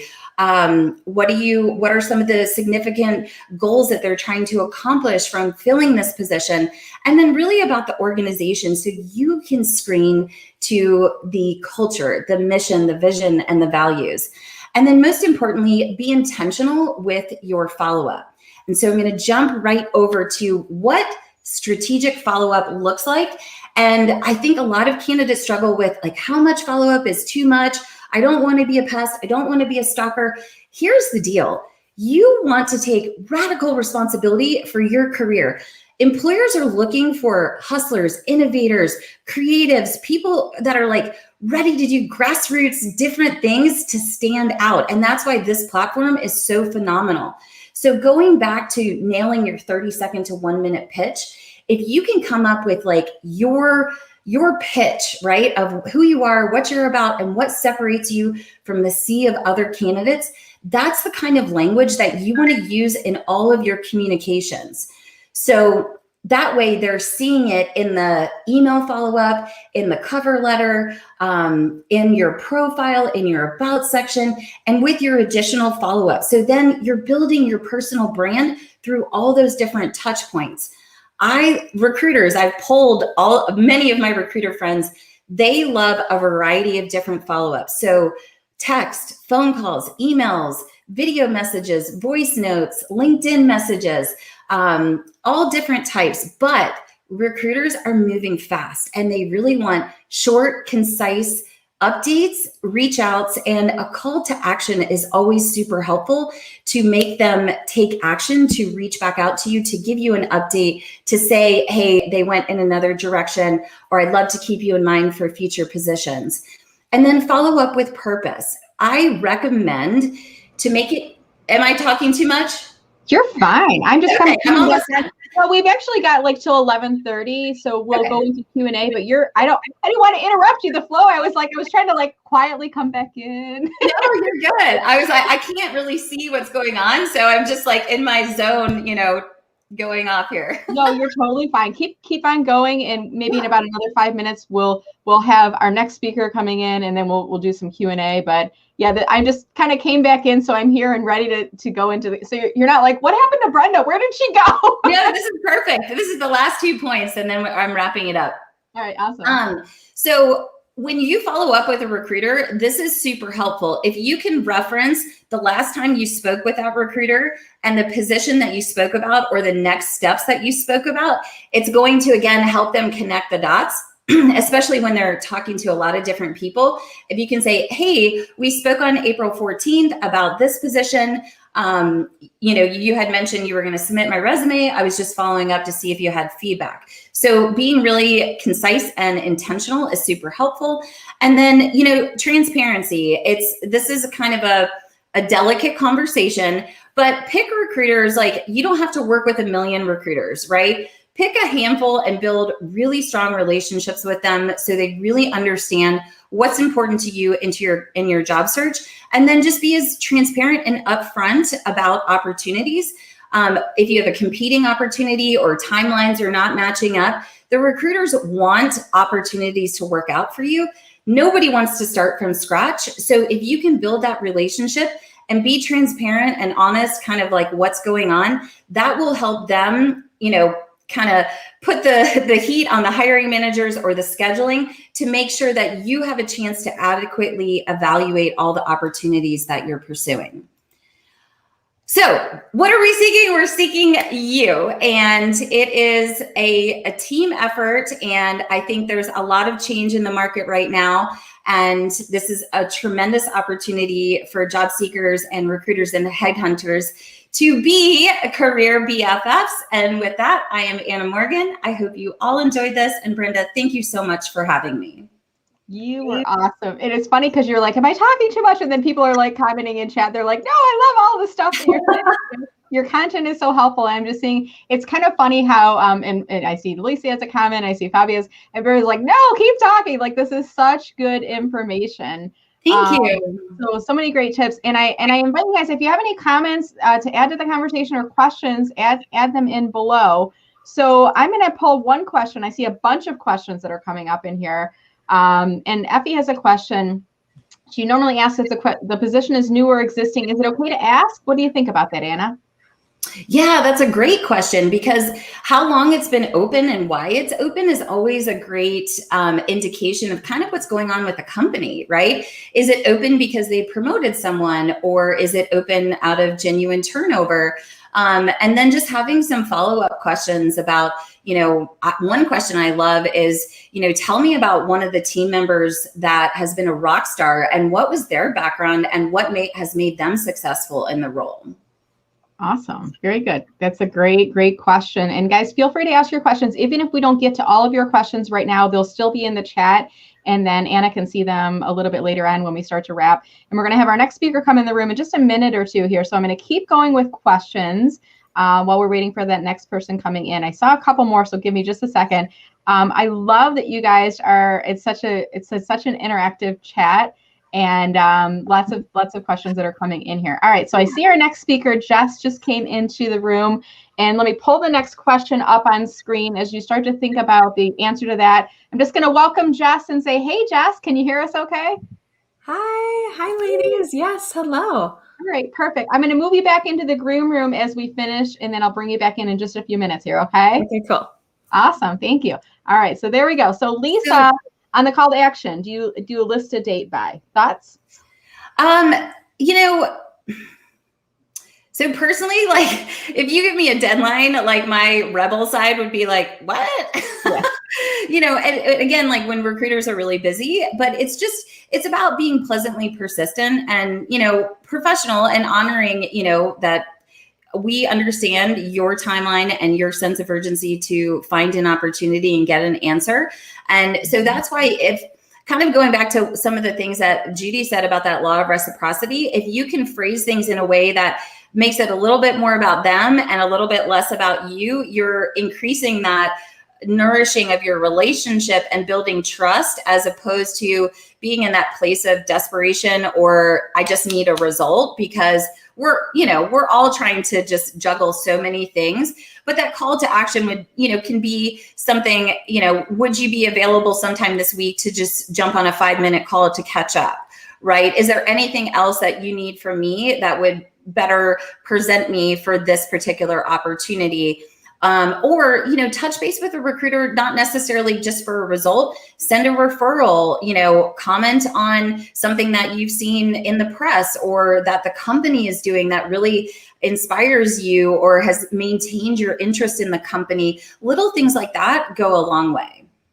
That's perfect. And I when I was in the corporate mode of job seeking, and when I would do the follow-up, I would say, I was kind of like a passive follow-up. I would say, I'll plan to reach back out to you again, Anna, next Friday through email, unless I hear back from you. So I kind of gave you an out. If you wanted to say, hey, we decided to go with somebody different, if you let me know, then I'm not going to continue. I don't want to say bug you. I'm not going to continue to follow up, because I think there is that careful line between being aggressive and assertive, and you don't want to cross that line there and there. But yeah, great. And I think a lot of recruiters get frustrated, or job seekers get frustrated because they may not hear back. But even if you're not hearing back, your recruiters are seeing those comments, those DMs, those voicemails. And so again, like, even if it feels like you're being a little bit of a stalker or a pest, there have been those times where, I'm just going to be honest, where I'm like, oh my God, here's that email from so-and-so again. And sure enough, there was a position that landed in my inbox that was perfect for that person. And maybe if they hadn't been pleasantly persistent, they wouldn't have been top of mind. So again, like, if not now, when? Like, go for it. Yeah. Yeah, that's a great point. And all my recruiter friends are probably like, oh, Anna, stop. But it's also, I think there's something to be said where you're busy, and, you're dealing with one, it could be 5 open recs for multiple positions and thousands of candidates. And especially if the role requires somebody to demonstrate creativity, networking, expertise, any of those things that kind of show that you're going to do well in the role, that you can kind of pull yourself above. You might go, wow, this might be a really good salesperson for us to bring in. Yeah, absolutely. So as we start to wrap here today, Anna, first question, are you able to make your slides available to folks? Okay, so I put on the screen here, guys, and I just put in chat as well if you want to click to go to the page. But if you go to my webpage, mellermarketing.com/LilApril, LIL stands for LinkedIn Live April. I tried to make it clever and witty there. If you go there, sign up, I'll add you to my email list for this event, and you'll receive, what I'm going to do is take all of these presenters. So you'll get like a 30-minute clip, a link to watch Anna's playback if you want to watch it again. And then also I'll have links where you can download the presenter slides that will be in there, but you do have to sign up to get those. So go to that webpage. And Anna, I pulled up your LinkedIn up on screen. Are you open to accepting invitations from people, or what's your kind of personal philosophy there? Absolutely. Yes. I love to connect with people that are passionate about the topics that we're talking about today. And, I am always, people are welcome to grab a 30-minute strategy conversation on my featured section. So if you want to chat further or get, some one-on-one on some of the topics that we discussed today, I'm super happy to spend some time with you. Awesome. Thank you again, Anna. It's been such a delight speaking with you. We really appreciate all your insights. I hope you're able to go into the live stream for a little bit because there may be some additional questions or comments I didn't get to, if that's okay. Totally. Absolutely. Brenda, it was a pleasure. You're going to love Jess Smith. She's such an angel and has so much wisdom with career clarity. So y'all get ready. Thanks so much. Awesome. Thank you, Anna. Have a great day. I'm going to move you out now. We'll move Jess in here. Have a great one. Thank you. And before I move Jess in, guys, I just want to let you guys know, if you were on earlier, I announced that I wanted to make sure that I have a more diverse speaker lineup. Unfortunately, my family was ill the past month, and I didn't do as good of a job of ensuring that early on. So the last spot was supposed to be me speaking, and I'm breaking this up now, and I've invited you, our community, to suggest people that I could add to my speaker lineup. And so far, I have 3 people. So I'm going to be announcing those after Jess' talk today, who we have so far. But continue to message me on LinkedIn or go to the event page if you have suggestions on other people I could add to the lineup. It's going to be a 5-minute talk on any career advice. I want to make sure that I have a more diverse lineup. So look and see who's already been presenting. And if you have suggestions, please message me. All right. With that said, we've got our next speaker coming up on screen. Hey, Jess, how are you doing today? Hi, I am great. Thank you so much for having me. And I love going after Anna. We're good friends, if anyone. I was going to say, it seemed like you guys, you ladies knew each other. And it seemed like the way that she was kind of bouncing off. And I can't remember. I think it might have been Anna who suggested you, if I'm not mistaken. Yeah, Anna and I have been good business besties, which has been awesome to have other people in this space with me on this journey. That's awesome. Well, we're going to jump into this conversation. And when I invited you, we had a prep call and we kind of were chatting a little bit. And I said, what do you want to speak about? And you were talking about some of the work that you do with folks to help them to create career clarity. And I'm like, well, this is perfect. And I think that day, Jess, I had a conversation with someone earlier who was in this like in transition phase. They're no longer working. They're starting to think about, what do I want to do next? And I was asking them, well, what do you want to do? Well, this is what I've done. And I kept saying, but what do you want to do? Is what you've done what you want? Because this is a point in time where you can kind of like think about where you want to go next. So before we, I turn the floor over to you, we jump into the conversation. Jess, why don't you take a minute or two, tell us a little bit about who you are and what your business is about. And then can you remind me too, are you sharing slides or are you doing just a talk today? I can't remember if we. So I have one slide. And okay. I'm hoping I can figure out the screen share, so I might need your support on that. Okay, but I'm not sure if it's part of your talk now. I realized after I did this with the previous people, they had their intros built into their presentation. So if you want to bring it up, okay. So why don't tell us a little bit about your business first, and then I'll give you the instructions on the screen share.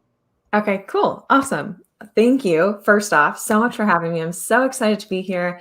I love opportunities to share like this. And this is a really big part of the reason why I got into coaching. So thank you, Brenda. You're doing such good things by hosting this. And I know everyone really, really appreciates it. So I'm Jess. Like Brenda said, I am a career clarity coach and a job search expert. I help people who are unhappy with their jobs to find careers that they love by connecting with their inner power. So I've been doing this work for 2 years now. I left the corporate world 2 years ago, which is like kind of crazy to think about at this point. It's gone by so fast. So I'm having so much fun. So before I got into coaching, I actually worked at Salesforce. I'm sure many of you are probably familiar. It's a Fortune 500 tech company. I worked on their recruiting teams for 4 years.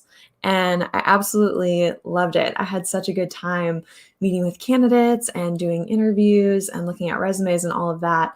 But after a couple of years, kind of started to feel like I really wanted to help people on a deeper level.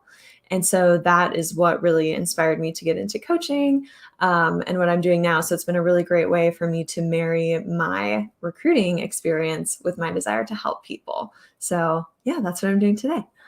Awesome. Well, let's jump right in here. So we're going to be talking today, you're going to be talking today, I should say, about career clarity. And what I'm going to do, Jess, is I'm going to turn the floor over to you and turn the video over to you. I'll still be here, but I'm going to pull myself off on video, and then I'll come back in at about 11:50 to kind of help facilitate Q&A and the transfer over to the next speaker. So to share the screen in StreamYard, if you look below you, Jess, you'll see a menu bar. One of the icons says share. So what happens is you'll have to click on that and then grab what you want to share, and then I have to approve it before it goes up on screen. So I get a little preview of it. Sometimes I say, oh, that's your email inbox, wrong page.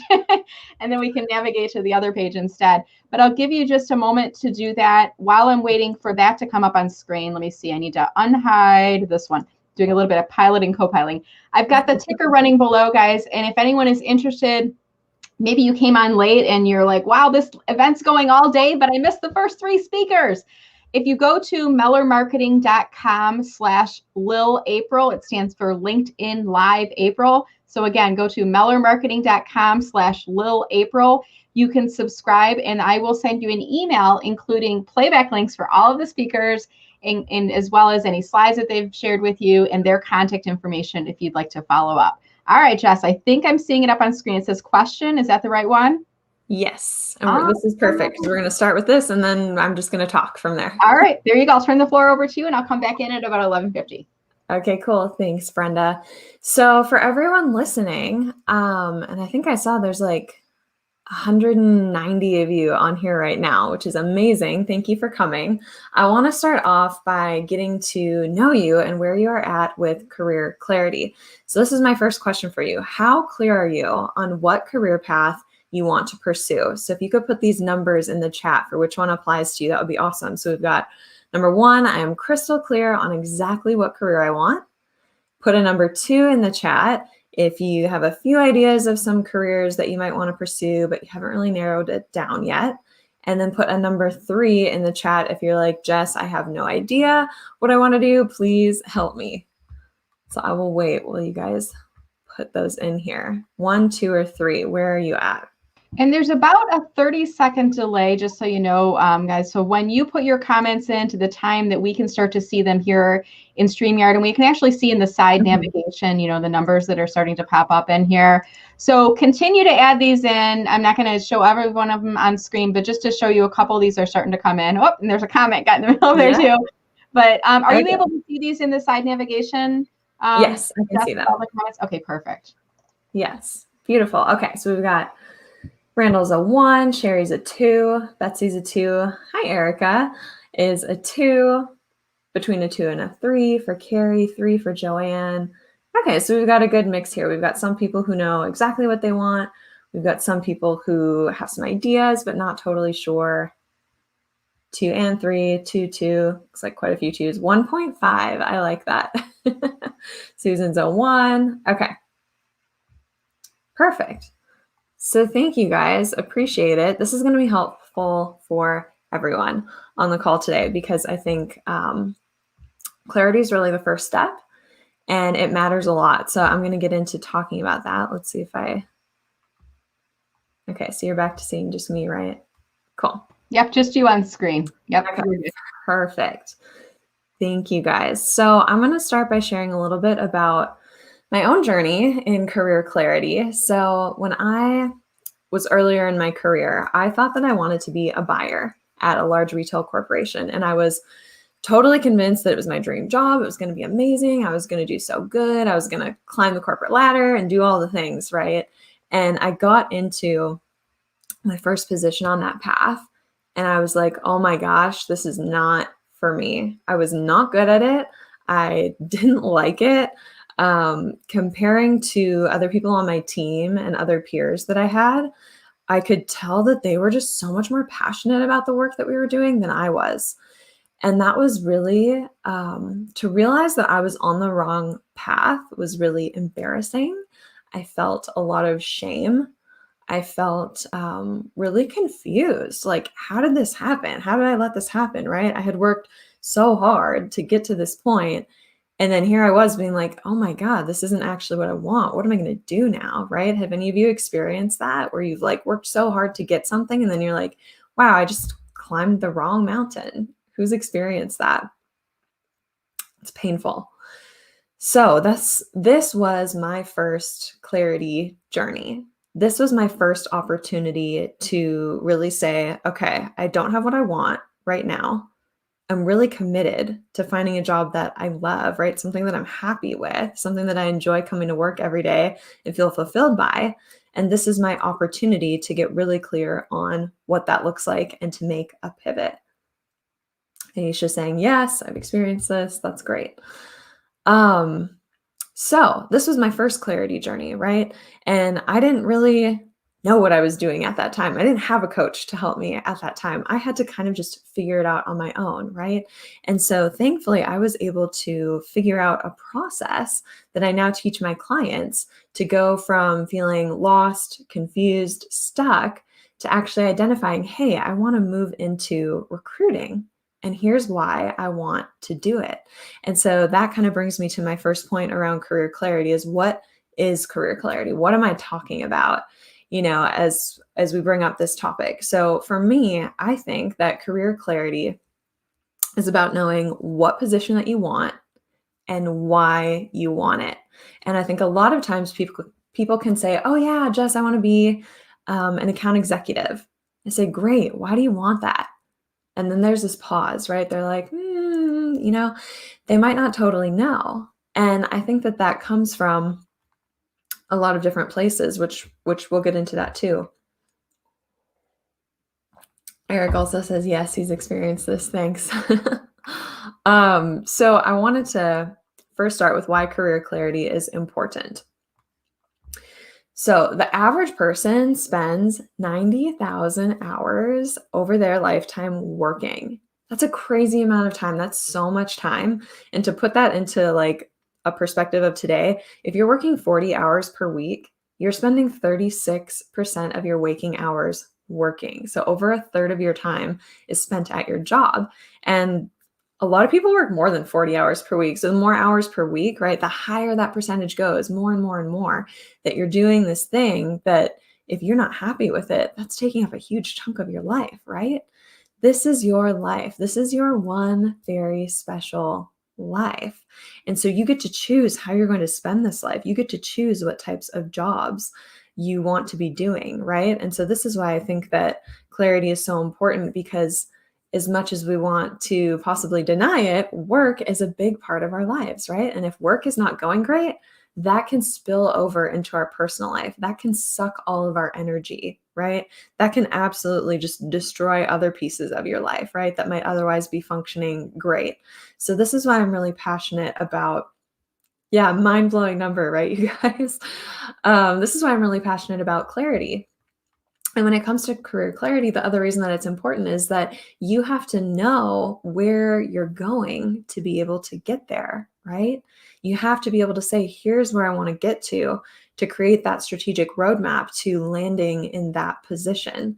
And so I see that a lot sometimes where people don't really have a target, or the target's pretty vague, and then they're struggling to get there. And the reason that they struggle is because they don't know where they're going, right? And so let's think about this. Why is career clarity so challenging? I think for one reason is because it's ambiguous. I think when you get into a job search, it's really easy to say, I'm going to apply to 10 roles today, right? And you can go check, check, check. I applied to 10 roles. I feel really accomplished. I feel really great about this. There's a tangible thing that you're doing, right? There's a tangible thing that you're accomplishing when you do that. But clarity is not tangible. It is not some hard thing that you can just grab, right? It is intangible. It is ambiguous. It shifts and changes, right? It makes it hard to pin down exactly what it is. And I think another reason why finding career clarity can be so challenging is because we have all been conditioned by our families, by our friends, by society, where we live, where we grew up, right? We have all received a lot of conditioning on what we're supposed to be doing. Oh, I should be a doctor. Oh, I should be an entrepreneur. Oh, I should be a salesperson. That's what my mom wants, right? That's what my dad thinks that I should do. This is what my friends are doing. I need to be doing what they're doing. And so all of that outside info that comes at us, we start should, I should do this, I should do that, right? And when all of that is happening, it's really hard to say, okay, but what do I want, right? It's hard to block out that noise and say, what do I really want here? So I think that makes career clarity really challenging. And then the other piece, kind of similar to the fact that it's ambiguous, is that there's not a magic potion for career clarity, right? if it was that easy, people wouldn't need me as a coach, honestly. People wouldn't be struggling with this if it was easy, right? There's not an easy solution. So I think there are a couple things that you need when it comes to finding career clarity. So I have 3 C's for you today for what you need when it comes to finding career clarity. The first one that I think you need is commitment. So I was just saying that it's not easy to find career clarity, right? It's challenging. And when there's a challenge, you need commitment to be able to see that through. So gosh, in my own journey, I'm someone who is really fortunate to grow up with a dad who loved the work that he did. My dad does cabinetry and wood flooring, anything beautiful that you would want built in your home, my dad can create it for you. And he worked so much growing up, but he loved it, right? He loved it. He never complained about it. So I was really fortunate to grow up with that perspective. So from that experience, I was really committed to doing work that I loved. When I landed in that analyst role and was like, wow, this isn't a fit, I was like, I'm really committed to finding something else. So I think that's the first piece that you need is commitment. Second piece that you need to find career clarity is curiosity. And this kind of goes back to what Brenda was saying at the beginning, is that I think I see this a lot with job seekers and people who need clarity, is that they don't allow themselves to dream because they are so stuck in like, here's what I've done. So they only see their past experience and say, I've only done A, so that means I can only do B, is how our minds work, right? And a lot of the times when I talk to people, I'll say, okay, so you've done A, you think you can only do B. Who gave you that information? Where did that come from? And a lot of times they're like, oh, I guess I just thought that. That was an assumption that I made, right? No one actually told them that that was the path. No one actually told them that that was what they had to do. We're just trying to make connections, right? There's nothing wrong with it. We're trying to make connections. But that type of thinking where it's like, I've only done this, now I can only do that, that cuts off curiosity, right? It's very difficult for you to dream when you're stuck in that black and white thinking. We need to get more expansive when it comes to clarity. So cultivating curiosity is super important. Getting curious about yourself, getting curious about other jobs, getting curious about other companies, getting curious about what other people are doing, right? What are other people's experiences like? So curiosity is a huge thing that we need when it comes to career clarity. And then the third piece that you need is courage. Like we've talked about, it's a challenging process, right? Sometimes it's a long process. It's not like you're going to just get clear overnight or in 2 days, right? For some of my clients, it takes them months to figure it out. For me, it took months. It took me 4 months to figure out, when I was in that point of like, wow, I hate this. I need a new plan. It took me 4 months to figure out, okay, here's what my new plan is going to be. And that is challenging, right? It takes a lot of courage, commitment during that time to say, I'm going to stick this out. I'm going to be brave enough to ask questions. I'm going to be brave enough to put myself out there and say, hey, I don't know what I'm doing, right? That takes courage as a very first step to even admit that you need help or that you're not clear. It takes courage to reach out to people and see what other people are doing, right? And it takes courage to take a step in a new direction. It took a lot of courage for me to move from being an analyst over into the recruiting world. So those are the 3 C's that you need for finding career clarity. Connie is saying it's a lifetime ongoing process. Yes, that's the other thing about clarity is that it shifts, right? And I'm a perfect example of that I had this analyst job, didn't like it, moved into recruiting, loved it. And even though I loved it, after a while, I grew. I changed, right? That's okay. And then I went on another clarity path. I went on another clarity route, which led me to career coaching, right? So it really is a lifetime ongoing process. So I would love if everyone could kind of unhook from that idea of finding the absolute perfect thing that's going to be your thing for the rest of forever, right? It's not helpful to be in that energy because there's too much pressure on it. So if you can flip your mindset and say, hey, I'm just looking for my next best thing, and then trusting that that next best thing will lead you to the next best thing and the next best thing. Like right now I'm doing career coaching. Who knows? Maybe in 3 years, I'll have a new idea of some career that I want to have. And that is okay, right? It's okay for it to shift. So when you guys have career clarity, one thing that it does for you once you are clear on what you want is that it makes your job search a lot easier, a lot easier. And I see this often too, that sometimes people are like, well, I'm kind of interested in HR. I could maybe do sales, right? I could maybe do this other thing. And so when they are applying to jobs, they are applying here and there and on these different teams. And the problem with that is that nothing is specific enough. Nothing is tailored enough. And that's why they're not getting any traction. This happens so often. If you don't know what you want, it's really hard to get traction in your job search because nothing is specific enough. And so I'm talking about your job search activities, right? Like searching for roles that you're going to apply to. I'm talking about your documents, like your resume, right? Resumes need to be specific because especially now that, that there's a lot of competition, right? After 2020, and there are a lot of job seekers in the market. There's a lot of competition. It's important for your documents to tell one cohesive story, right? It's hard to tell one cohesive story when you don't know what you're shooting for, when you don't know what you're aiming for, and when you're trying to be general. So it's really, really important from a document standpoint. It's also really important from a networking standpoint, right? That's the third one, is that when you have career clarity and you know what you're going after, you can now network with people all in that direction, right? So instead of having a scattered network here and there and here and there, you can say, I want to do onboarding at a tech company. And then you can go talk to all the people that do onboarding at tech companies, right? And hear about all of their experience and make all these amazing connections. And that's how you get referrals for jobs, right? So that you can skip that application process and come in on the back end. So when you have career clarity, all of these job search activities, your documents, networking, all of that becomes so much easier because you're moving in one direction. It all makes sense. It's all cohesive, right? Carrie says, oh my God, so true. Yes. Hi, Brenda. Hi, I'm coming back in. I don't want to stop the flow at all.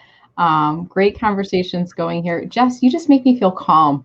Like even like you sipping the water, it just makes me feel like I want to sip more water. And you're just making me feel like I'm a very high energy person, but I'm like, oh, I just feel relaxed, like listening to you. And I feel like, I feel like we can get there and we all need to hear this. I feel like this past year has just been crazy, chaotic, mind-blowing, a bit jarring. And it's a weird environment to be in if you're in career transition, not by choice. I mean, any time is weird to be there, but when you're in the middle of a pandemic in career transition, unemployed, looking for a job, it can create a little bit of that feeling of panic. Like, when am I going to find a job? Layered with, I hope I don't get COVID, layered with, is the economy going to, tank because of this? And where are all of us going to be? But I feel like it's good to take kind of that pause, that step back, and just take a deep breath, have a sip of water, right? and think through. And I loved, and so many people are saying you're giving up so many great gems. They're agreeing with me. They love the vibes, the calm demeanor, everything that's coming through. And I want to just invite you guys, if you have any questions for Jess, this is your time. So if you have any questions that you'd like to ask her about career clarity, about your own journey going through this process, this is the time to ask it. And I do see somebody put a comment on here about your Clubhouse. Can you tell us a little bit about, there might be people watching, Jess, who are like, Clubhouse, I've heard of it. And now I feel like it's this whole club I'm not a part of. Like, what is Clubhouse for those people that are watching? And then tell us a little bit about what that event is all about. Yeah. Thanks for the opportunity to share about this. So for anyone who doesn't know, Clubhouse is a new social media app. It's audio only, which I think makes it really, really unique. So how I describe it is that it's kind of like being on a conference call with a bunch of really cool, amazing people that are sharing really awesome stuff. And it's really great for job seekers in particular because there are tons of career coaches on there. I'm sure there are a bunch of recruiters, right? There's all sorts of different topics that you can go in and listen to what people are saying. And it's like free coaching, honestly, is what's happening over on Clubhouse. So highly recommend everyone checks it out. The job search angels, what this comment is talking about. So this is actually a Clubhouse room that Anna, who just spoke, that Anna and I and Jessica Williams and some other lovely ladies host together every Wednesday at 3 p.m. Pacific time, 6 p.m. Eastern time. And we talk about all sorts of different topics. So last night we did navigating job loss and job layoff. We've talked about networking, how to work with recruiters, was a really popular one. So we do that every Wednesday at 3 p.m. over on Clubhouse. Awesome. And I'm going to try to drop the link into the chat. I'm trying to multitask. I'm like here, I'm there. I've got a side screen. I'm trying to navigate up on here. And we've got a little bit of a larger comment. Sorry to be covering part of your face for that. I like to call those the Wilson comments. So if you guys ever watched Home Improvement, remember when Tim was talking to his neighbor Wilson and he was like, over the fence, like, and you only saw like a little bit of his eye. So when we get the tall comments, StreamYard doesn't squish them down yet. So I'm not saying make your comments shorter. I'm just saying it's a limitation that we have within there. I did see one question that was popping up. Let me see if I can find it back here again. You have to get an invite for Clubhouse was one of the questions, right? So how do people get an invite? Yeah. So Clubhouse, well, this is my current understanding, so don't quote me on this, but Clubhouse is newer. It's only been built for iPhones thus far. I believe they're working on expanding it. And it has been invite only. I heard because they don't want to break their platform with too many people signing in at once. And there are, it's a little glitchy, you know, sometimes the servers are like a little overloaded still. So it's new. They're working out the kinks, right? But we try to do as much as we can. We actually post a LinkedIn event for each week. And then we try to do as much as we can in the chat over in LinkedIn and sharing those insights there too, so that if anyone doesn't have an iPhone, they can still benefit from the conversation that's happening in Clubhouse. That's awesome. And if you guys are looking to join Clubhouse, comment in chat and say, I need an invite, because there's probably somebody who's watching right now who has a couple of pending invites that they can give out. So feel free to do that. And I think it was Anna Morgan. Anna, your profile photo is not showing. How crazy is this? Because I'm looking in the LinkedIn live chat right now, and I'm looking, it's Anna who left this comment, but I'm not sure if that was intentional, Anna, or not, but we can't see your photo on here. A crazy thing. I was like, who said that? That's so nice. I know, it's like, it was her though. So it could be, sometimes it's the profile photo setting, and sometimes there's another setting in LinkedIn. It's the third party application setting, something or other, because StreamYard's a third party. So technically you have to enable that. All right. I think we're going to have one final question. I'm waiting for our next presenter, Adriel, to come in, and I'll introduce him once he comes in. But here's another question from Connie. And this is, gosh, you know, what if you're not really sure, but you've got a foggy idea generally of where you want to go? Do you go for it anyway, or should you wait till you have more clarity on that? What are your thoughts there, Jess? Yeah, great question, Connie. So I think that it definitely depends on everyone's individual situation. Someone who maybe got laid off and doesn't have a job currently, they might have financial responsibilities that they need to take care of. And in that instance, sometimes you do need to get a job, right? You need to get a bridge job to get you to where you're wanting to go. In my experience, I was fortunate both times that I had a stable job while I was like, okay, let's go through this clarity process and see what I want to do next. If that's the case, I recommend waiting until you're clear on what you want before going for it, because it's just going to make the whole process so much easier for you. Like if you think about it, so the process that I walk people through with clarity involves a lot of networking. And so it's like people are gaining clarity and building a network at the same time. So by the time that they're clear, they already have all of these people in their corner, right, that can help them out. So I really think that getting clear is the first step. And I also wanted to add, because we haven't even gotten like to this part yet, so I just wanted to add one little exercise that you can do to start gaining clarity. So I call it, how am I feeling? What am I doing? How am I feeling? What am I doing? So this is something that I want you guys to try as you are working, or maybe if you're not working right now, you can think back to what your work days were like. But at the top of every hour, pause and ask yourself, how am I feeling? Am I feeling excited? Am I feeling engaged? Am I feeling bored? Am I feeling frustrated? Am I feeling like I need to get the heck out of here? So note down how you're feeling and then note down what activity you're doing. Are you editing spreadsheets? Are you meeting with clients? Are you mentoring a teammate? Like, what are you doing that is producing that feeling, right? And this is how you can start to identify. For me, I identified, wow, I hate all of the spreadsheets. I hate all the calculations and all the meetings about that. But what I'm loving is mentoring the intern on our team, right? I love networking with other leaders at the company. I loved going to, they would do like CEO talks and stuff, right? I loved all that personal development.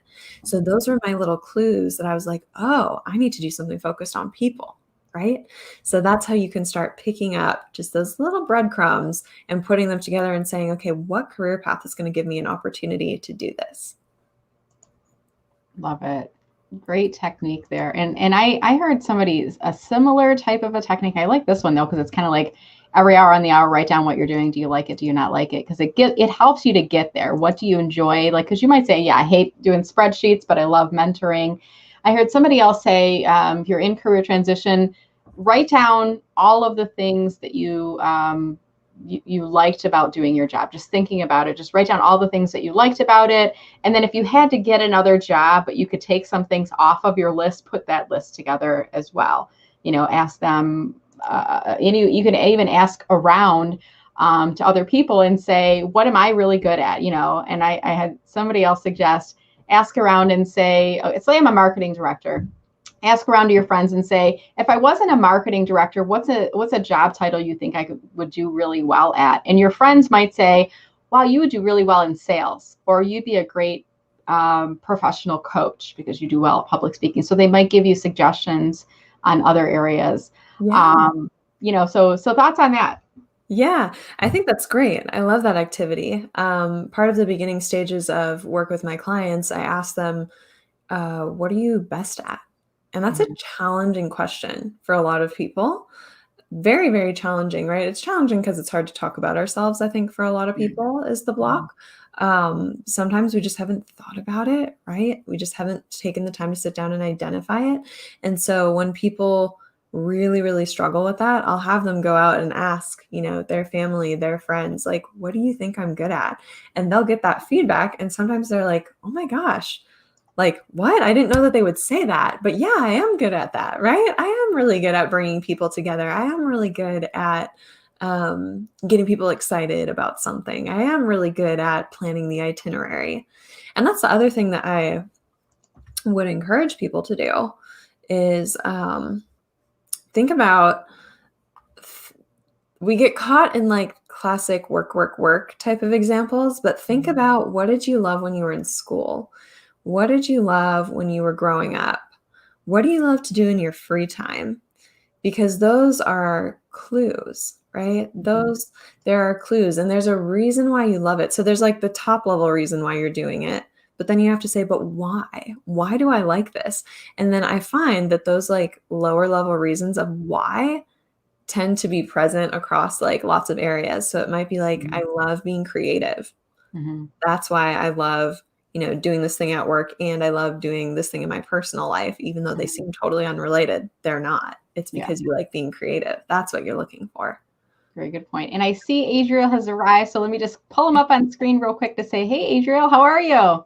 Hi, what's going on? Hey, Jess. Hi. I was just about to put out a what do they call it? APB bulletins, like say, hey, I know he's here because he was like chatting with me. I was in the wrong StreamYard. There's so many StreamYards these days, No, sorry about that. Let me just wrap up with Jess, and then I'll bring you back up on screen, Adriel, okay? Great, thank you. All right, so Jess, I want to just, let me try to remove this from stream. It's multitasking here. I'm going to pull your LinkedIn URL up on screen, Jess. And are you open to accepting invitations from people that are watching the show here today, and any special instructions that they should know about that? Yeah, absolutely. Would love to connect with people that are here with us today. If you want to just like write me a note and put live stream in there so that I know that you are here, that would be amazing. And I'm totally open to connect. Awesome. Thank you so much, Jess. And I have her profile up on screen. If you guys are visiting her profile to invite her to connect, reminder in your invitation, include a note mention that you watched her on the LinkedIn Live-a-thon today. If there was a point that she made that really just hit home with you, message her about that and tell her about that. Make sure that that note is personal. It's a great, effective way of building up more connections with folks in your network, Jess. And I just want to say thank you again so much for joining, Jess. I'll include your contact info for folks that sign up for today, and look forward to staying in contact with you in the future. Beautiful. Thank you so much, Brenda. I really appreciate the opportunity. You're welcome. Thank you, Jess. Have a good one. You too. Bye, guys. All right, so let's now move hands here. I'm going to remove Jess from the screen, doing a little bit of navigating behind the scenes here as we're doing this here today, guys. So let me pull up Adriel up on screen. And Adriel, before I start your session, and you're going to be giving us some interviewing tips here today, but before we do that, give me just a moment, because I just want to remind people, if you're just joining us now, this is a LinkedIn Live-a-thon. This is an event I put together. This is the 4th month in a row I've been doing this, and every month I've changed the format up a little bit. And if you are just joining now and you missed the speakers from earlier and you're like, wow, this is great stuff, if you go to my webpage, mellermarketing.com/Lil April, so it's Lil April. It has to be all lowercase. I had somebody messaging me saying the link doesn't work, and it was uppercase. So you have to do lowercase LIL. That stands for LinkedIn Live April.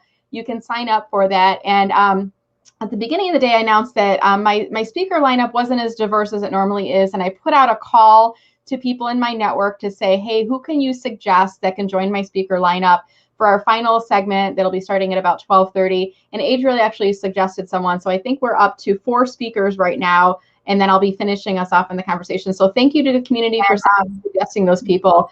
What I'd like to do now is, Adriel, so I'm trying to remember how you and I came connected. I think, did you see the post that I put up about this event? Do you remember? I just show up in people's inboxes sometimes. I don't remember where it was, but I know you messaged me. And then over the past month, my family's been ill, and we're all getting better now. But I was trying to pull together the speaker lineup like from the couch, and I'm like, I know someone had emailed me, and I was looking through, and I couldn't find, and I finally found I think we had a call, and during the call, I was like, okay, you're the guy who had reached out, and you told me a little bit. I'm like, yep, let's talk about getting you on the event. So so tell us a little bit about who you are, Adriel, and what's your company, The Riveter, all about? Yeah, absolutely. So, hey, everybody, my name is Adriel. I'm super excited to be here. Like Brenda said, sometimes I just show up places, but hopefully everyone doesn't mind too much. So Riveter is a community and a tool set for job seekers to help each other become better interviewers. There's thousands of people on there who are all actively practicing interviews and giving each other feedback. And so today, I'm going to share my screen in a moment and talk about confidence and storytelling in interviewing and how you can learn some of those skills, and give a few examples of what I think are awesome interview answers, and we'll go over them together and see what y'all think. Awesome. And I made a faux pas. I mispronounced your name. Adriel, is that correct? That's all right. You're not the first. It is Adriel. I know I'm not, but I was having a conversation with someone the other day, and we were talking about, and it was, I think, the person's daughter, and he said we gave her a very creative sounding name, but nobody can ever pronounce it, and she always was like wondering, like, when do I correct them? Do I correct them? Is it rude to correct them? And I said, no, I wish people would correct others on pronunciations. I don't ever, and like now I'm like, oh my gosh, Adriel's not going to like me anymore. Jess Smith and I were actually talking a couple of days ago on a very related topic, how I just introduced myself as Adriel because there aren't so many out there, and she has to like very much clarify which Jess Smith she is. So we both got our challenges. See, there you have it. Now, do you have the name pronunciation feature on your profile? No, but I should. That sounds fancy. So you have to go into your profile from the mobile app. So for anybody who's watching today, whether you're in career transition or just using this for networking, if you have a name that is either commonly mispronounced, I called him Adriel and he's like, no, it's Adriel. So if that happens to you, or if you've got a tricky spelling first name, last name, where people are frequently not even pronouncing it, they're saying, how do you say that? Go into the LinkedIn, the app on your phone, and there's right next to like where you edit your profile at the top, next to your name field, there's a name pronunciation. You get 10 seconds. I have it set up on my profile, and Brenda Meller is not very commonly mispronounced. Sometimes I get Miller or Mueller, misspelled, but I still have enabled that field. So what you do is you set it up on your phone, and you pronounce yourself, and you got 10 seconds to do so. And then it shows on your desktop as well as on the phone. So it's a common little a tool to use for those common misspellings and mispronunciations to take off on. So Adriel, I'm going to turn this over to you now. Do you have a slide deck or anything that you're going to share with us? I do. So I'm going to share my screen here. Okay. So what's happening right now, guys, is Adriel's going to click on the share icon in the bottom. And then as soon as it comes up, I see Mastering the Job Interview. I'm going to pull it up on screen here. And I'm going to take myself off of screen, Adriel. I'll still be in the background, and I'll come back in at about 12:50, 12:55. Or I'm sorry, 12:20, 12:25 to help to facilitate Q&A. So I'll turn the floor over to you.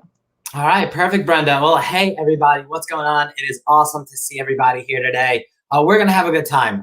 Those who have seen me do this before, my goal is always the same. I have two goals. The first is to teach something very specific, very actionable that you can take away. But more importantly, my goal is to make this the most fun event around the job search that you've ever been to. So I know you go to a lot of these. I know that some are interesting, some are dull, some are somewhere in between. Our goal is to make this one #1. So let's do that. We're going to talk about mastering the job interview. And the way we're going to talk about that is we're going to use a bunch of references throughout the slide deck. And if you recognize the reference, such as who that is behind the R, drop it into the LinkedIn chat. I'm going to do my best to follow along on both, and we're going to have some fun. So very briefly, just to give this one away, this is Jeff Bezos on there. Jeff Bezos, the CEO of Amazon. He interviewed something like the first 750 people who joined Amazon. And Jeff Bezos loved to interview because he was looking for two things. He was looking for people who are confident and people who are storytellers. And he took these same two skills and used it in his own career. Because now Jeff Bezos is possibly, as you see him strutting along this street here, the most confident storyteller out there. And the reason I love to talk about interviews is because I think it's one of the most important skills you can gain while you are in the job search mode, right? It's something that you really need to be able to get that job. You've got to be able to tell stories. You've got to be able to impress the people on the other side. But I also love it because I think it's the skill that stays with you once you get the job, right? You've got to be confident once you come into the job. You've got to be a great storyteller in almost any role. So being able to work on those two things will stick with you for a long time. So we're not going to go over my whole background, but my name's Adriel. I've done a lot of startup stuff over the years, but confidence and storytelling really come from two things: stand-up comedy and podcasts. I've done a lot of both with differing levels of success. Stand-up comedy, did it a bunch of times. Wouldn't say I was the best at it, although one guy recently did call me the Jerry Seinfeld of career coaching. It was just one time, and then after that, he tried to sell me something that he had. So I'm not sure if he meant it, but regardless, I'm sticking to it. And then podcasting as well, being able to be around some of the best storytellers in the world, like the founder of Netflix or mayors of different cities. I was able to learn a lot from them, and I want to take what they taught me about confidence and about storytelling and bring it over to you guys in the context of job interviews. So currently, I'm the founder of Riveter. I mentioned it's a free tool and community to help each other become better interviewees. So we're going to talk about why great interviewees are confident storytellers. And again, if you recognize folks, drop it into the chat here. This, of course, is the most confident storyteller of them all, maybe. This is Texas's own Matthew McConaughey. And I think what he does incredibly well is he's got this suave, smooth ability to tell a story that you want to participate in and to make you hooked. So that is our goal in an interview: to tell stories that people want to participate in and to get them hooked. So the first is building confidence. And we're going to talk about 3 ways to do that: practicing, your pregame rituals, and your smile. And I think this is the first thing. Confidence does so much for an individual as they go into the interview. And I don't care what you've got to do to be confident. Put on your little red underwear like Superman's got on. Take that stance. We'll talk about some of those things. But confidence is the first thing we all need to work on. And this is a difficult thing. If you've been job searching for 4, 6, 12 months, and you've gone through interviews and you get no's, or you don't get called back, or you get ghosted, that confidence begins to wither. But without confidence, you just won't get anywhere. So the first, build confidence through practice. There's no such thing as being over-prepared, right? Again, drop it in here if you know this, if you know who this is and what the reference is. But there's no such thing as being over-prepared. You can't practice enough. And that practice Not only does it help you perform better, right? Any high school athletes here have heard the phrase from your coach, practice like you play. So and practice helps you play better. It helps you perform better. It helps you do better in an interview. But I think equally importantly, practice gives you the confidence that you can perform well. The more you practice, the more likely it is that when it's game time and the interview begins, you will be able to succeed.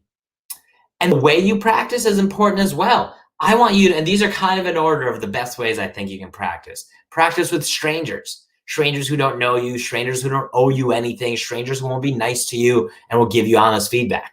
Practice with coaches who have seen thousands of people interview, coaches who can really help you curate your answers well.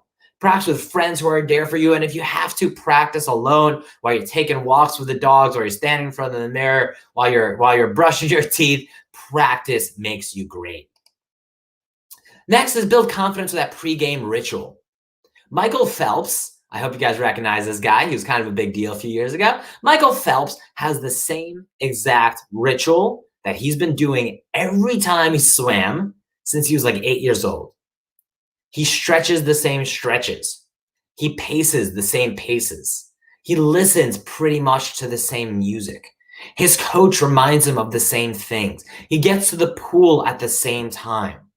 Building that pregame ritual out for yourself. And what are you going to do on game day? What are you going to do in the 15 minutes before an interview, in the hour before an interview? What time are you going to get dressed? What are you going to practice that morning? What are you going to tell yourself in the mirror? What are you going to eat? How far before? Getting your pregame ritual right so you're in the zone, you don't come frazzled, you've got everything set up, is so important and often overlooked. Really think about that pregame ritual so you're walking into that interview with confidence. Now, the last part about confidence, build confidence by smiling. Smiling is this universal language. And when we are under a moment of pressure, when we are in a job interview or somewhere talking to strangers, smiling becomes harder. It seems like the pressure's on us and we're not sure about what we really have to smile about. But smiling is so important because it's really going to help you connect with people. You might have heard this 7-38-55 rule about communication, that in communication, 7% of it is the words that you say, 38% of it is the way you say those words, your tone of voice, tone of speech, but 55% of it is body language. Well, body language means a lot of things when we're in person. It's the way you shake your hand, the way you sit, your posture. And body language, when I'm just a talking head on a Zoom call in an interview, so much of that is smiling. So whenever you can, throw in a smile. Show them your pearly whites. It'll calm you down and it'll really ingratiate the person on the other side to you. So that's confidence. Now let's talk about telling great stories. I'm using this Pixar example here because Pixar does a couple things very well. If anyone read the great Ed Catmull book, is the founder of Pixar, about it's called Creativity Inc., about how they built a business. All of their focus always is on telling a great story and telling it in 90 minutes. And only then do they talk about the fancy technology they're going to use to do that. But it's about great stories that are told quickly. So first is the STAR method. Many of you have been sort of in job search mode for a bit, or have read some blog posts. You've probably heard about the STAR method. What's the situation? What's the task you were assigned? What's the action you did? And then what's the result that you had?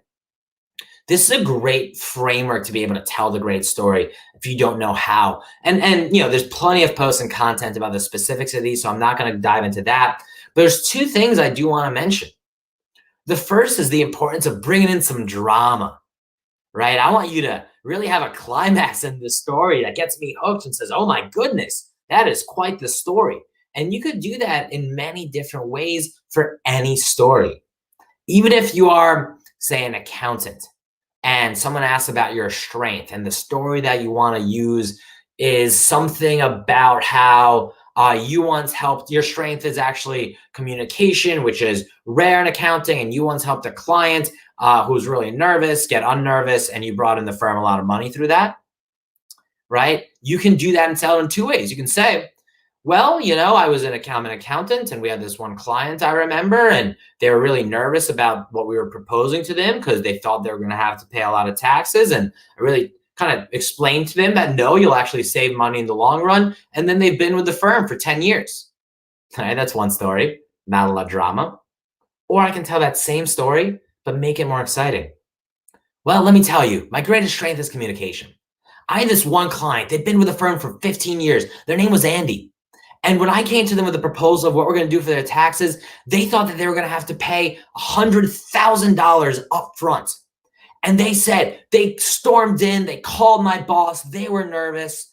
And what really happened is that we had to do this switch that all of a sudden changed it. And in the end, I actually got on the phone with them. I said, hey, client Andy, here's what we're going to do. I know your concerns, but we've done this before. And let me walk you through how I'm actually going to save you $100,000. And we did. And they've been with us for another 10 years. Right? Bring some drama into it. Get me involved. And the last mistake here that I see most people making is they use we a lot. They say, we accomplished this. My team did this. Our goal was this. Instead, I want you to use the I. Use the first person. Because as an interviewer, I'm really trying to learn about you. I'm trying to learn a lot about what you've accomplished, what you've done, what you did in a tough situation, how you responded, what your strengths are. And if you're telling me too much about we, well, that's not going to be memorable for me. I want you to tell me about you. So use the I, use the first person wherever possible, because that will really help your storytelling. The next point here, tell the stories that are short and simple. So this guy here, you're probably not going to recognize, but I gave a little hint there that the girl in the middle with her hand up is Hermione Granger. So this is not in the movies. It's for fans of the books. This is Professor Binns, the ghost history teacher in the Harry Potter series. And he is famously boring. You can see this girl on the bottom here is asleep. Famously boring. Why? Because he rambled and he told long stories that are all very confusing. So what you want to do in your interviews is really work on keeping your stories concise, ideally under 2 minutes. And I know it can be hard. I know you've got so much to say. I know if someone asks about your strengths, you have so many strengths. I know if someone asks about a time you failed, you really want to explain why it wasn't exactly you failing. I know all these things to be true. I know when someone says, tell me about yourself. Well, where do I start? I'm 50 years old. I've accomplished so much. I have children. I've had 8 jobs and I've had these great things. But you've got to keep them short because you've got to keep the audience engaged. People love the sound of their own voice. People love to get involved and give their own feedback and retort, and they don't want to be talked to for a very long time. So try your best to keep it short, to keep the audience engaged. And the last part is KISS. Keep it simple, stupid. What that means is, in your answers, do not overcomplicate with multiple examples. Do not go down a rabbit hole, but this happened, then this happened, but then I had to do that. Keep it simple. When someone asks you for, tell me about all your strengths, say, well, the one strength I want to tell you about is whatever. When someone asks you, tell me about a time that you accomplished something you were proud of, don't give them, 8 minutes of backstory about how everything was broken, but then you came in and someone didn't believe you and then you had to convince them and then you just tell them the accomplishment. Give them the situation, give them the task, give them the action, give them the results. Keep it simple in your stories and keep it short wherever you can. And that's going to create memorable, engaging stories for you in your interviews. Now, the last part here, tell stories that you've practiced. We talked about practice as a way to build confidence, but I also want to talk about practice as a way to really tell great stories. Stand-up comics, like this Mark Twain Award winner, Dave Chappelle, he practices 1,000 times before he does anything in a big place. Any stand-up comic you've ever heard of has done their jokes that they're then telling on their Netflix or their HBO special 1,000 times at 1,000 different comedy clubs and open mics with 5, 10, 15 people there. And only then do they build up and up and up and perfect that story, shorten that story, figure out which punchlines are really going to land, figure out where to share different parts of those stories. They tell it 1,000 times before a game day. And so you want to be able to do the same. Great storytellers workshop over and over again, and they try it out on different audiences. Great storytellers don't just say, oh yeah, I've got this one thing in my back pocket. Let me try it out for the first time and I'm in an interview. Why? Because you don't know where the punchline is. You don't know what's excessive, what's too much, where the real meat of your story is until other people have told you and you've practiced it. And also because you've always got to be able to communicate differently depending on who you're speaking with. At Riveter, we love to say that communication is with the listener. Communication is with the listener. What that means is it's not about what you say, it's about what they hear. It's not about what you show, it's about what they see. So by practicing in front of, like we talked about earlier, strangers and coaches and friends and alone, you're going to be able to really get feedback from lots of different people, and then you'll be able to improve. So here's what we're going to do now. Looks like we have a few minutes left, and I do need to apologize. It seems like I actually can't follow along very well with the comments. I'll help you out here. No problem at all. There we go. I'm back. Hi. Yeah, perfect timing. So I don't see the comments, but oh, there you go. But here's what I want to do, Brenda, if it's all right. So I pulled up a couple of interviews from the Riveter platform, just of members who I think did a great job. I want to share them. And then if people can post in the comments things you liked about the interview, things you think that they did well, and things you think that you would give them feedback about, we can just make it a nice engagement last 4 minutes. Would you help me out with that, Brenda? Yeah, perfect. Go right ahead. All right, so the first one here is Christopher. He's been in sales, specifically in catering, for 34 years, and he answered the question, tell me about yourself. So it's about 1 minute and 9 seconds long. I'm going to hit play. Brenda, do me a favor and give me a thumbs up if you can hear it. Okay. And then guys, post in the comments what you thought he did really well and where you think he could improve, all right? Okay. Back when I was in high school, I was really into photography. So much so that I decided I wanted to get a job at a photography store. So I did. And what I fell in love with was not the photography part of it, although I certainly was interested in that. It was in the sales. It was in the business part of it. It was helping people. It was having that conversation and building relationships with my clients. So they keep coming back to me for all their photography needs. And it's that passion that ignited a lifelong career in sales. And I really thrive when I have a product I truly believe in, and I can get in front of people who can say yes to me and show them the value of what I offer and what I can do to help their lives. They look at me not just as an expert in my field, but also an expert in their field, how they use the product. So what brings me here is from the job announcement and reading about your mission and your vision and your company and your culture, and talking to people and doing the research, I can get behind this. I can believe in this product. I can take it to people and have a lot of success. All right. Did folks respond with anything, Brenda? Anything you guys liked? So comments are a little bit delayed from StreamYard to when we actually start to see them in here. I mean, I see one. This was my first one. I'm like, oh my God. I mean, he was a practice interview. So he's in a sweatshirt, but if it's a video interview you're submitting to somebody, I think you want to like still. Yeah, let me clarify something very important. Thank you for whoever said that. So Riveter is a place where everyone dresses casually. Everyone just practices on their own. Okay. This is not a thing that recruiters or potential hiring managers see, just a place to practice. So if you see a lot of people in any amount of clothes. So yes, so we don't talk about backgrounds. We don't talk about attire here because folks are just practicing. But yes, great point. Okay, good. And Renee said one thing good. She liked the story, passion since young. So that was a comment that she liked. Mary said intro was too long, was her initial reaction there. Let's see, anywhere else on here. The problem is StreamYard doesn't deliver all of our comments. It takes like a little bit of time. So if you guys have additional comments, they'll still continue to come in. Did you want to show another one, Adriel? Yeah, so I want to show one more. So I think those are great things. You know how I said communications with the listener? Well, Chris got a bunch of feedback from a bunch of different people with government relations experience and sales experience and operations experience. So he's able to hear all those different things from you. So I think it was Mary who said it was too long. Well, great. You can give him that feedback and say, I would shorten it like this. Or someone else said, great story. I love the intro and it got me emotional. Great thing to bring in. So I'm going to show you one more in the last few minutes here. So this is from Sierra. She's a brand new software engineer, got 0 years of experience. So she's brand new to software engineering. And this is her answer to what have you been doing during COVID? So her answer is about 1 minute and 12 seconds long. I'm going to play it. And again, drop your feedback. And then Brenda, you can either curate it or you can tell me what you thought Ciara did really well and where you think she can improve. And again, she dressed up a little bit nicer, just so happens, but we're not less focused on darkness and clothing and background and more on the content and how she delivers it.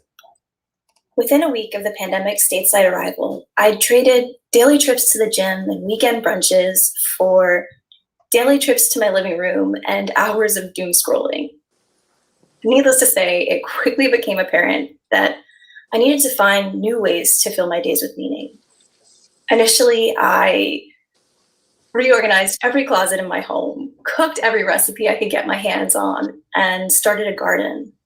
Then, one evening, when I was thinking of ways to generate conversation with my partner that wasn't COVID related, I decided to take a look at his coding lessons. What started out as an act of devotion quickly became a shared obsession. From then on, our evenings were spent talking about new theories in code and sharing what we were learning with each other. I was able to focus all of my time and energy into becoming the best programmer I could be. The next thing I knew, I was enrolling in Flatiron School, building full stack web apps. And now here I am making this exciting pivot from customer service to software engineering.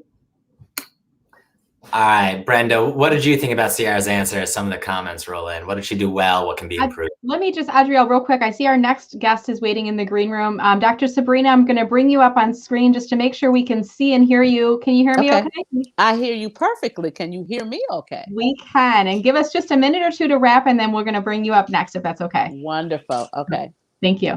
All right. So I liked the lighting. I thought was really well lit. I'm not sure what she's using, if it's a box light or a ring light, but the fact that I can't really see what's going on behind, and my energy and focus was on the person doing the interview. I like that. That's one thing I like. I see Jeff had a comment. He said, you know, he wishes she would get to the point quicker.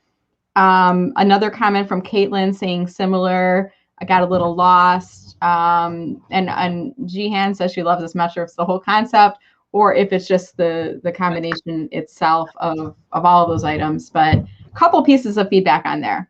Yeah, I think those are great points, right? I like what I really liked is how she really brought in what brought her that passion. But I wanted to hear more of how she spent her time becoming a better engineer, because that's what's most relevant to the job. And so great feedback from everybody. Appreciate it. So just to show you what you can do, all your answers are default private on here. These folks chose to make them public.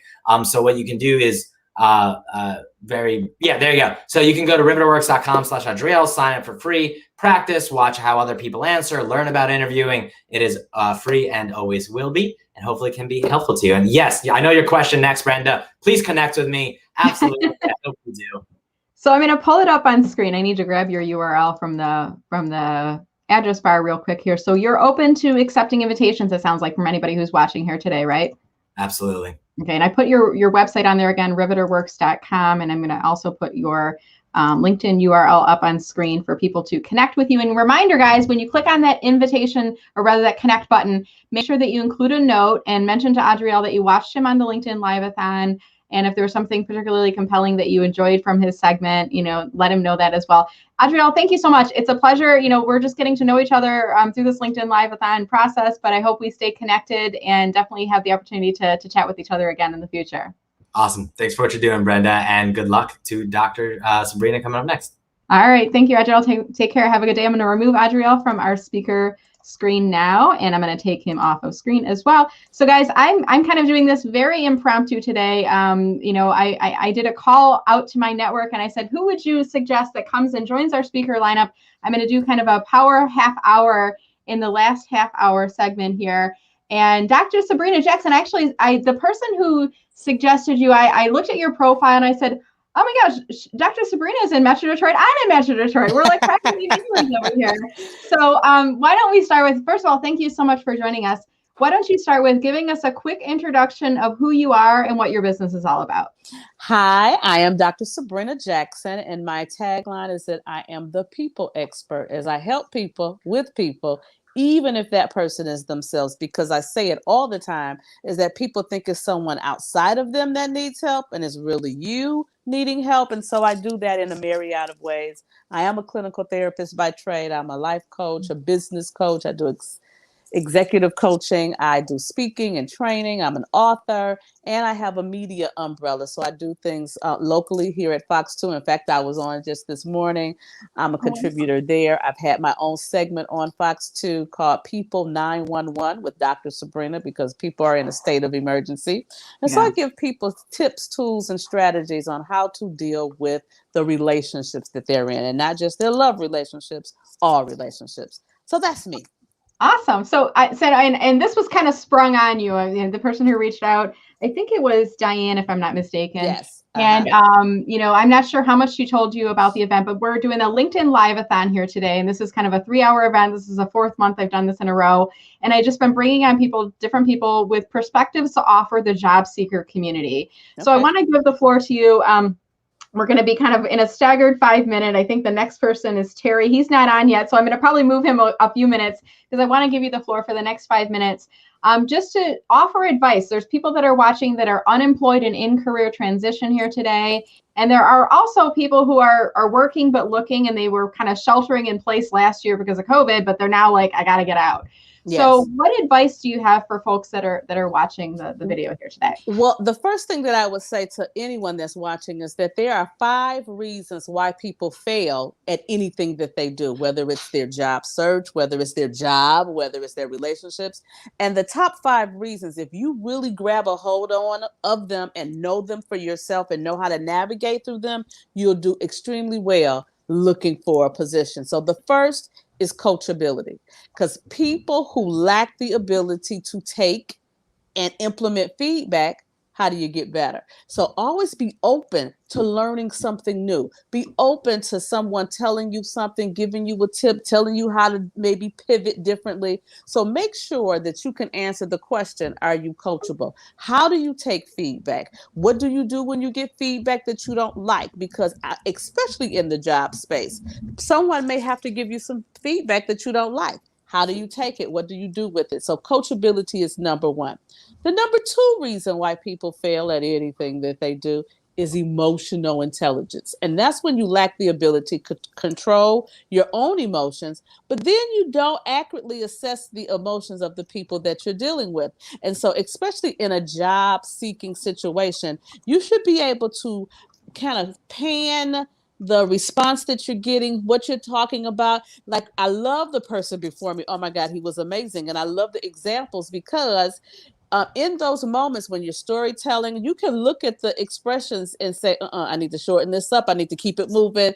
And you should be able to control the emotion and let it go and flow the way that you need it to go. And so you don't want to be the type of person when it comes to emotions that people can't say anything to you, that if they say something that you don't like, that you become accusatory or you attack or you become aggressive. There's a difference between being aggressive and assertive. And so even in that interview, know how to bridge that conversation is a wonderful thing, and it causes you not to fail. The number 3 reason why people fail is a lack of motivation. What is the motive behind why you're even seeking the job? Why are you seeking the job there? Have you done your research to find out, is that a fit for you and a fit for them? Oh, we just lost your volume, Dr. Sabrina. You got me back? Yep. You have me back? Okay. Little Wi-Fi hiccups. Usually I tell people in the pre-show, I'm like, if it hiccups, just hang on. But I'm kind of here to guide you. We can hear you again, though. We're good. Okay, good. Somebody was calling. That's all. That's the phone that does that. And I don't understand because I have it on Do Not Disturb, but people are still calling, so I don't understand it. But we're like, I see you on live right now. No, I'm on live. Right. So I tell my son all the time, it's wonderful for people to want you, but you have to want them too. Right. So don't just get it because you're desperate or you're just like, oh, I just really need this job, but you really don't feel it. You're feeling in that session like, this is not going to work for me or them, because every time I've done that, it hasn't been good for them or for me. So make sure that you're motivated, and the motivation behind and the intent behind what you're doing is crucial. The number 4th is my favorite. It's my bailiwick. It's where I sit. It's the temperament style that you have. And so it's being able to understand that the temperament style has to match the environment as well as the position, because oftentimes when people are interviewing, they're interviewing for the position, but they may not be interviewing for the environment. And so what I mean by that is, say that you are going to do an interview to be a teacher, but you don't like children. Really? So you don't want to do something that doesn't match what you are. So if I know that I am a person that's vivacious, that's lively, I don't want to be sitting behind a desk not doing anything. So really assess and understand your personality type, how you're wired, why you do what you do, because then you can answer the question, what do people get when they get you? You should be able to answer that question succinctly. I know that I am dynamic, I am innovative, I am creative. Sometimes I don't like people telling me what to do. That's the honest to God's truth. And so that's why I moved into a space where I have my own company. But even with that, my clients still have to tell me and give me feedback. And so you really need to understand yourself. And in understanding yourself, you know that there's only 4 types of people. And I use color to describe the different personality types. Blue people are people. They love people and people love them. They wear their feelings on their sleeve. If they're happy, you know it. If they're sad, you know it. And they are the compassionate people. The next is gold. Gold people are organized, structured, dependable people. Everything has a place and it's in its place. They have a motto that says, if you are early, you're on time. And if you're on time, you're late. They love rules. They love them so much they want to make them. And after they make them, they want to enforce them. And then there's our green personalities. And green people are our heady people. They're the people who are the researchers, the fact finders, the data keepers. And they necessarily don't like people. They don't want to be around people. They don't want to do small talk. They don't care what happened on This Is Us this week. They just want to get to getting the work done. They're masterful problem solvers. And they rise to the leadership space because when they talk, you listen because they know what they're talking about. And then lastly are our orange personalities. And oranges are our rule breakers and risk takers. They are the life of the party. The party does not get started until they show up.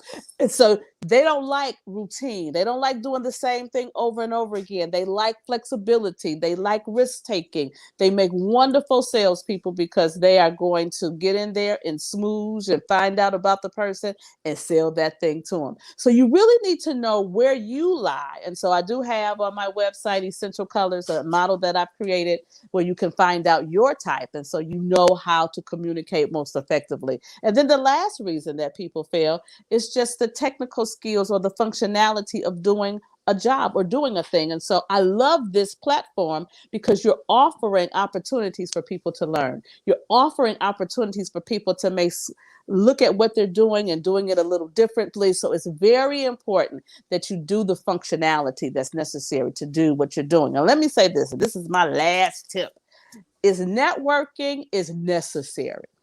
Stop keeping things to yourself, thinking that, well, somebody might talk about me or somebody may have a negative thought.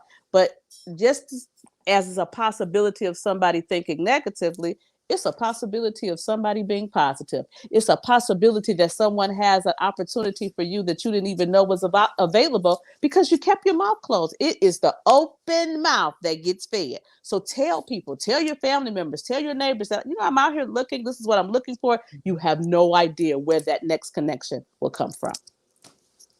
Wow, you are awesome. And this was like, you didn't know up until like an hour ago that you were going to be coming on here today. And I feel like we could continue to the conversation. So much great information that you've shared with us all here today. Dr. Sabrina, are you open to invitations to folks if they wanted to connect with you on LinkedIn, if we send you an invite? Absolutely. Absolutely. Okay. I am up for connections. Of course, I do have my website, essentialcolors.co. Take the M off, just CO, and people can go there. They can take the test and find out about themselves. But then also on my personal website, sabrinajackson.com, you can get to all my social media. If you want to sign up for a coaching session, you can do all of that right online. Okay, I'm going to pull that up real quick here, and then I'm going to put your URL up on screen as well. just for folks so they can see that. And I know we've got a couple of other folks in the green room. I'll bring you guys on screen. Hold on just 1 second. Everything kind of, I had my one speaker, I was like, I had it perfectly aligned, and then everything kind of shifted by 5 minutes. I want to make sure we get through here. Yes, you do.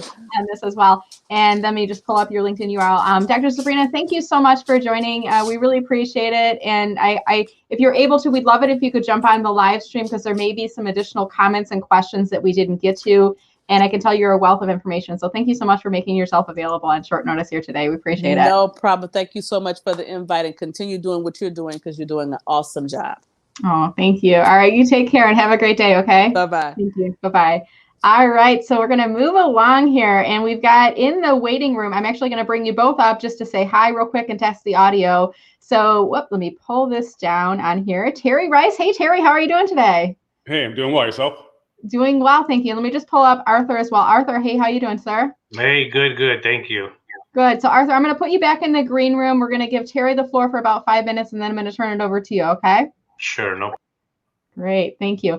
And Terry, it's the first time you and I are actually meeting and chatting. And I put out the call a little bit earlier today, and I asked for folks that people could suggest and come in here. And your name was suggestion. I reached out. I'm like emailing and doing things in the background behind the scenes. But what I'd like to do to start, Terry, is why don't you tell us a little bit about who you are and what your business is all about, and then we'll give you the floor for about 5 minutes just to offer general advice for people who are job seekers watching here today. Yeah, sure thing. So I'm a business development consultant, and normally what that involves is helping other consultants grow their brand and revenue. But it's funny because during COVID, I've realized some of those same skills are very applicable to people that are job hunting, because at the end of the day, it's personal branding, right? Now, what do you want to do with the personal brand? It's up to you. That's my role. And I'm also a contributor to Entrepreneur Magazine, which is a lot of fun because I get to interview some of the brightest minds in entrepreneurship. And then from there, try out some of the best practices on myself. If they work, I pass on to people just like you. But honestly, I think what's more important right now for me to discuss is this. Back in 2009, I was laid off for 5 months. I had very little money. My electricity got shut off to the point where I had an extension cord going out in the hallway to keep the lights on. Wow. And it was literally down to $7 to my name. And fortunately, just from pushing through, from being tenacious and taking some really good advice, I landed a job at Adobe, which helped out a lot because I was making 6 figures after that.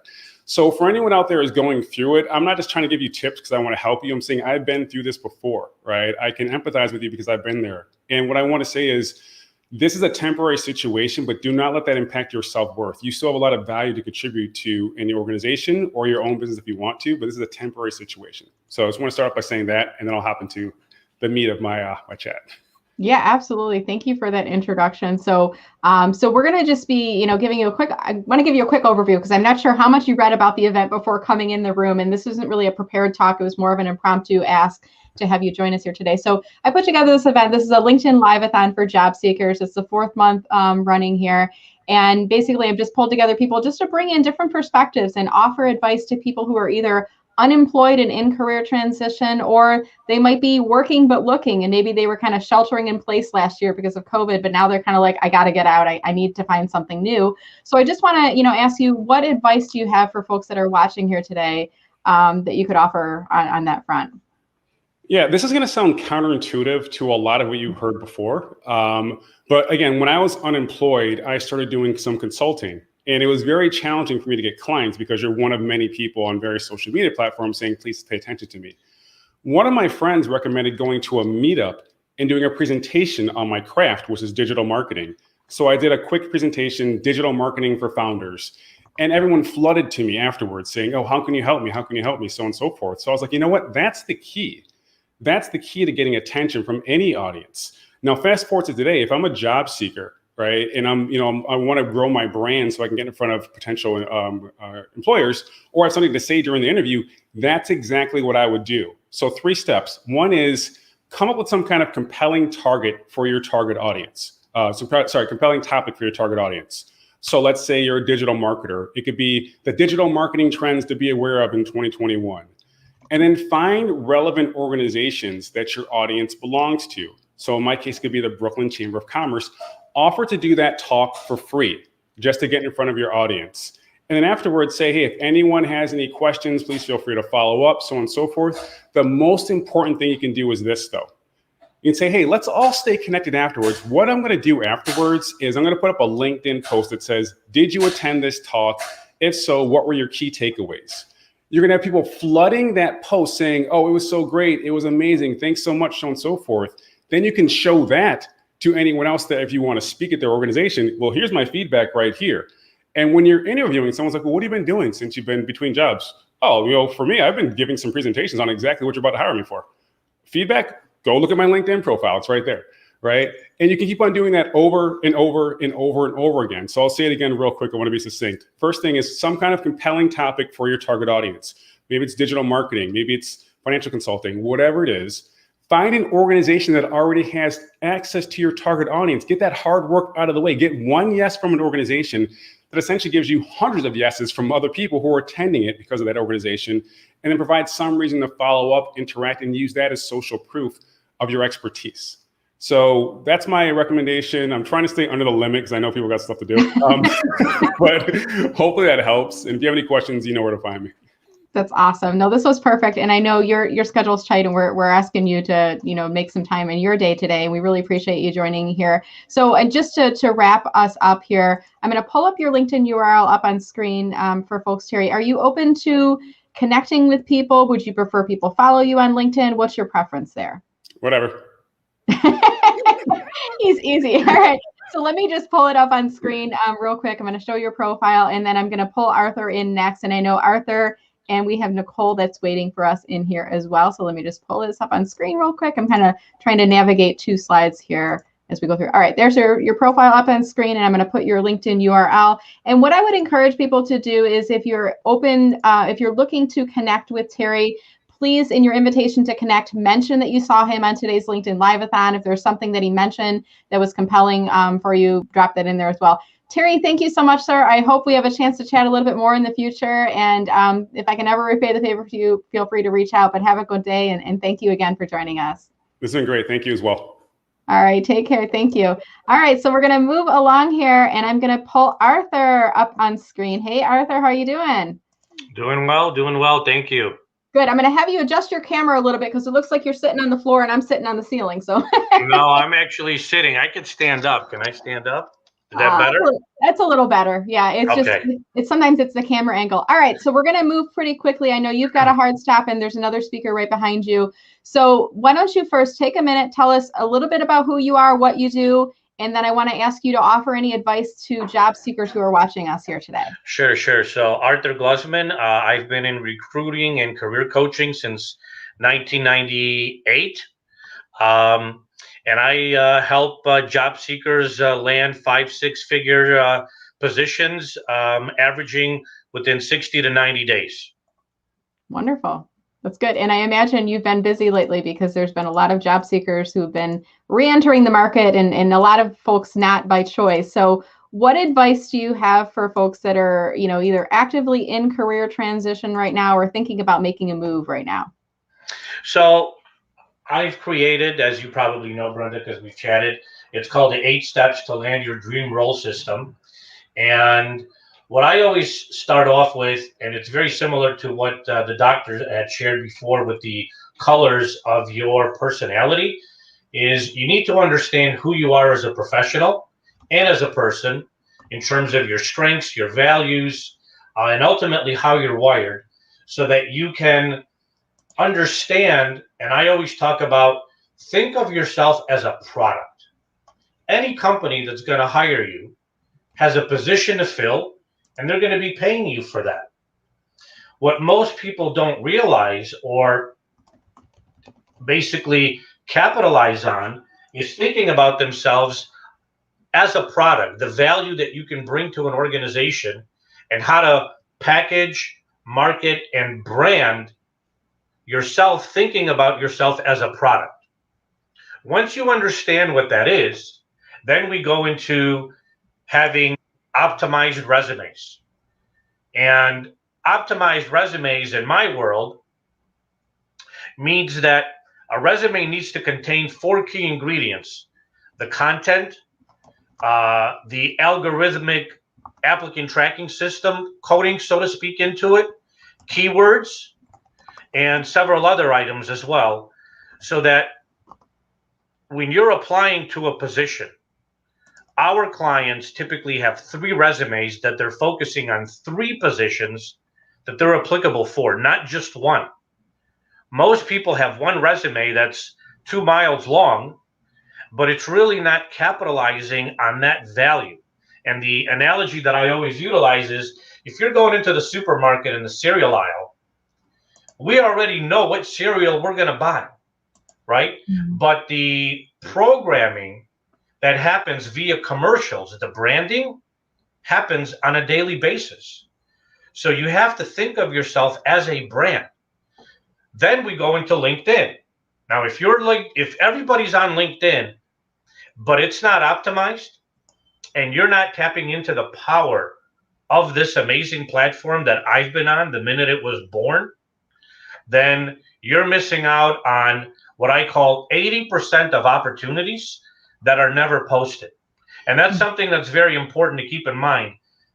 Only 20% of positions that, 80% of opportunities that people are applying to, I'm sorry, hold on. The positions that people are applying to are a small percentage of what exists in the actual marketplace, because 80% of opportunities that exist, they're never even posted. Yeah. So you have to be proactive in your job search. Going online with one resume, hitting that apply button, we call that the defense approach. You need to be proactive and offensive and really capitalize on this platform to position yourself as an authority figure. Doesn't matter if you're an engineer, data analyst, doctor, lawyer, accountant, whatever that is. Well, Arthur, I want to jump in here. I know you've got a busy schedule, and I've got Nicole right after, and I think we both got hard stops at 1. So I just want to thank you so much, Arthur. It sounds like you have a wealth of knowledge, and I know it was short notice bringing you on here today. If you're able to, Arthur, I'd love it if you could go into comments, and if not right away afterwards, because of your other appointment later on today, there may be some additional questions. I pulled your LinkedIn URL up on screen. Are you open to connecting with people if they want to invite you? Yeah, of course. All right, that's perfect. What all of this is all about. That's right. And make sure, guys, that when you invite Arthur to connect, mention the LinkedIn Live-a-thon. If there's something that he said that was particularly memorable in your invitation to connect, and definitely reach out to him. Arthur, thank you, sir. It was a pleasure having the chance to talk no problem. Thank you, Brenda. All right, take care. Thank you. Thank you. All right, so we're going to pull up our final speaker here. Let me just remove this from stream, pull myself back up on screen here. And we have Nicole Dunbar. And Nicole was... I think, Nicole, were you watching the live stream, or did someone ping you? Do you remember how you came about us? Yeah, it's funny. One of the career folks in career transition in my network said, "Hey, Nicole, I know you're doing a webinar at 1, but I just found out that they have a need for speakers. Can you pop in? Are you free?" And I was like, okay, I'm talking to career changers today, so let's do it. Let's do it here as well. So yeah. So we're going to go real quick here. I'm just going to give the 2 questions to you. Tell us a little bit about who you are, and then what advice do you have for job seekers? And I know you've got a hard stop, so we'll do this quick. No, I'm happy to have a chance to pop in. So I am a certified life coach. I'm a career and business coach. I'm the founder of Congruency International. My real sweet spot is helping people that are for this audience, in career transition, overcome the barriers that are not only real, but the perceived. There are the common things. And I was listening into the last couple of speakers, both Terry and Arthur. They hit on some really important things. I heard Terry talk about the branding and the importance of speaking about your brand. And I love what Arthur was talking about as it relates to the specific tactics and strategies of branding and using and leveraging LinkedIn in your resume. All of those are really important concepts. I think what I can bring to this conversation today and the work that I do with folks in career transition is the importance of having a job search strategy. All of the tactics, all of the best resume, understanding what it means to hack the applicant tracking systems, and all of that's awesome. And there's hundreds and thousands of articles and blog posts and all the things on that.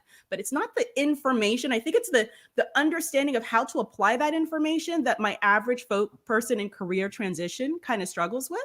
And so step number 1, not just what and I'll also make one other little comment. Finding a job isn't hard. And I know that's controversial for those of you that have been in job search for a while, but if you are certainly in the Western world and even beyond, I work with folks that are in other parts of our planet as well. But if you're in career transition, certainly in North America, finding some job is not hard.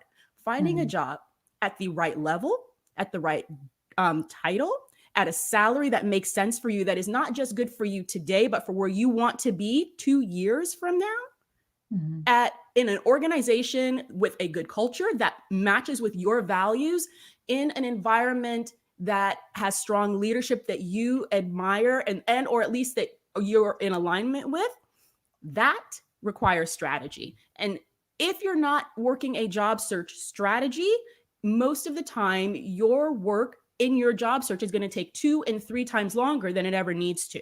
And so I work a lot with clients on understanding how to really think about their job search from a strategic standpoint, because it's not information, it's applied information relevant to who you are, how you tick, and how to help you get your next job faster, with less stress, and at a higher salary than you ever thought possible. Nicole, you're amazing. You got so much information. And I'm like, I know this is what you do for a living, guys, but you've heard about the elevator pitch. You got to nail it. You got to be succinct and you have to capture people's attention. Yeah. Nicole, you did all of those things. I put your LinkedIn URL up on screen. Are you open to connecting with people if they reach out to you? Absolutely. And can I just shameless plug? I just launched my first podcast, and it just launched last week, and I'm kind of soft launching it. I would love for you all to come check it out. I tell you a little bit more about me and the things that I share. And I regularly offer group coaching events for the folks in career transition in my network. That's how I ended up learning about this. Someone in my network told me about this wonderful event you're doing. I'm glad to contribute to the conversation. That's wonderful. Well, thank you so much, Nicole, for making yourself available on such short notice. I'll let you get going because I know you need to get into your webinar, but I'll keep your LinkedIn URL up on screen for folks. And I look forward to staying connected and maybe chatting with you a little bit more in the future too. Absolutely. Take care, everybody. Take care. Thank you. All right, guys, so I'm going to pull Nicole off screen here, and I'm just going to, stop the screen share. I think we've got it. So make sure that you have reached out to Nicole and connect with her. I have her LinkedIn URL that's pulled up on screen. And we're reaching the end of our LinkedIn Live-a-thon. So if you guys have been watching all day long, we started this at 10 a.m. this morning. I brought in some different speakers and panelists. And in the last half hour, I actually changed it up. And I realized that I always strive to have a really diverse speaker lineup. And I realized my lineup did not look very diverse this time. So I made a quick decision just before starting this morning. I reached out and throughout the show, I've been asking people to recommend people. And I'm like, I know my network's going to pull through, and I know there's going to be some amazing people that are brought onto stage here. And you guys delivered. There were some amazing speakers in this past half hour with some quick nuggets. So I hope that you enjoyed it. I hope you guys don't mind that I changed up the format a little bit. I was originally supposed to speak about using LinkedIn in stealth mode for the last half hour, but I've given talks on that topic before. I've actually got a webinar coming up on the same topic. So I'll relay that information to any of you who may be looking for that. But I just want to thank you guys. If you've been watching since this morning, I would love to see in the comments any of your key takeaways from today. So drop into the comments right now anything that was a key takeaway from you, anything that you learned for today that you'd like to just, remind people about, things that, or maybe you have a question, and I'm not sure how many questions I can answer because all the career experts are gone now, but any questions you have, feel free to drop into the comments, or if you just want to comment below and just share something that you learned. And I'd love to hear your feedback. Did you guys enjoy the event? I'm kind of on the fence. Do I do this again in May, or has this series run its course? I still like it. I've been watching the user participation or the viewers throughout the day, and we've been pretty steady between 100 and 50. I think we got up to 200 people. So it seemed to be pretty well in terms of bringing people in. Today's the first time I brought it on a Thursday instead of on a Saturday. So I think what happened was originally I was thinking the speakers would have greater availability on a Saturday, but the events have always been steered towards people who are in career transition, unemployed, and in between successes. So I'm like, well, they're available during the week. Why am I putting the event on the weekends when a lot of us want to keep this as a part of our weekday and we can do our weekend activities, right? So I brought it in and love to hear your guys' feedback, on this. Katie is asking the question, is this recorded so I can listen again? Yes, Katie. And while you're asking that question, I'm going to bring up the webpage So basically what happened today is this was live streamed on 3 networks. It was on LinkedIn, which many of you are watching it on right now. It was also going live streamed on Facebook on the Meller Marketing page, and it was also live streamed on my YouTube channel. So it's basically one long 3-hour block right now. But what I'm going to do is if you sign up at this web page, which is mellermarketing.com/Lil April. So LIL stands for LinkedIn Live April. If you sign up at mellermarketing.com/Lil April, then I will send you a playback link for all of the speakers from today. And that will also include a clip of each person's talk. So I'm going to take each of the talks, the 30-minute ones and the 5-minute ones, and I'll clip those out into separate segments. So you can kind of go through and find the speakers that you want to watch again.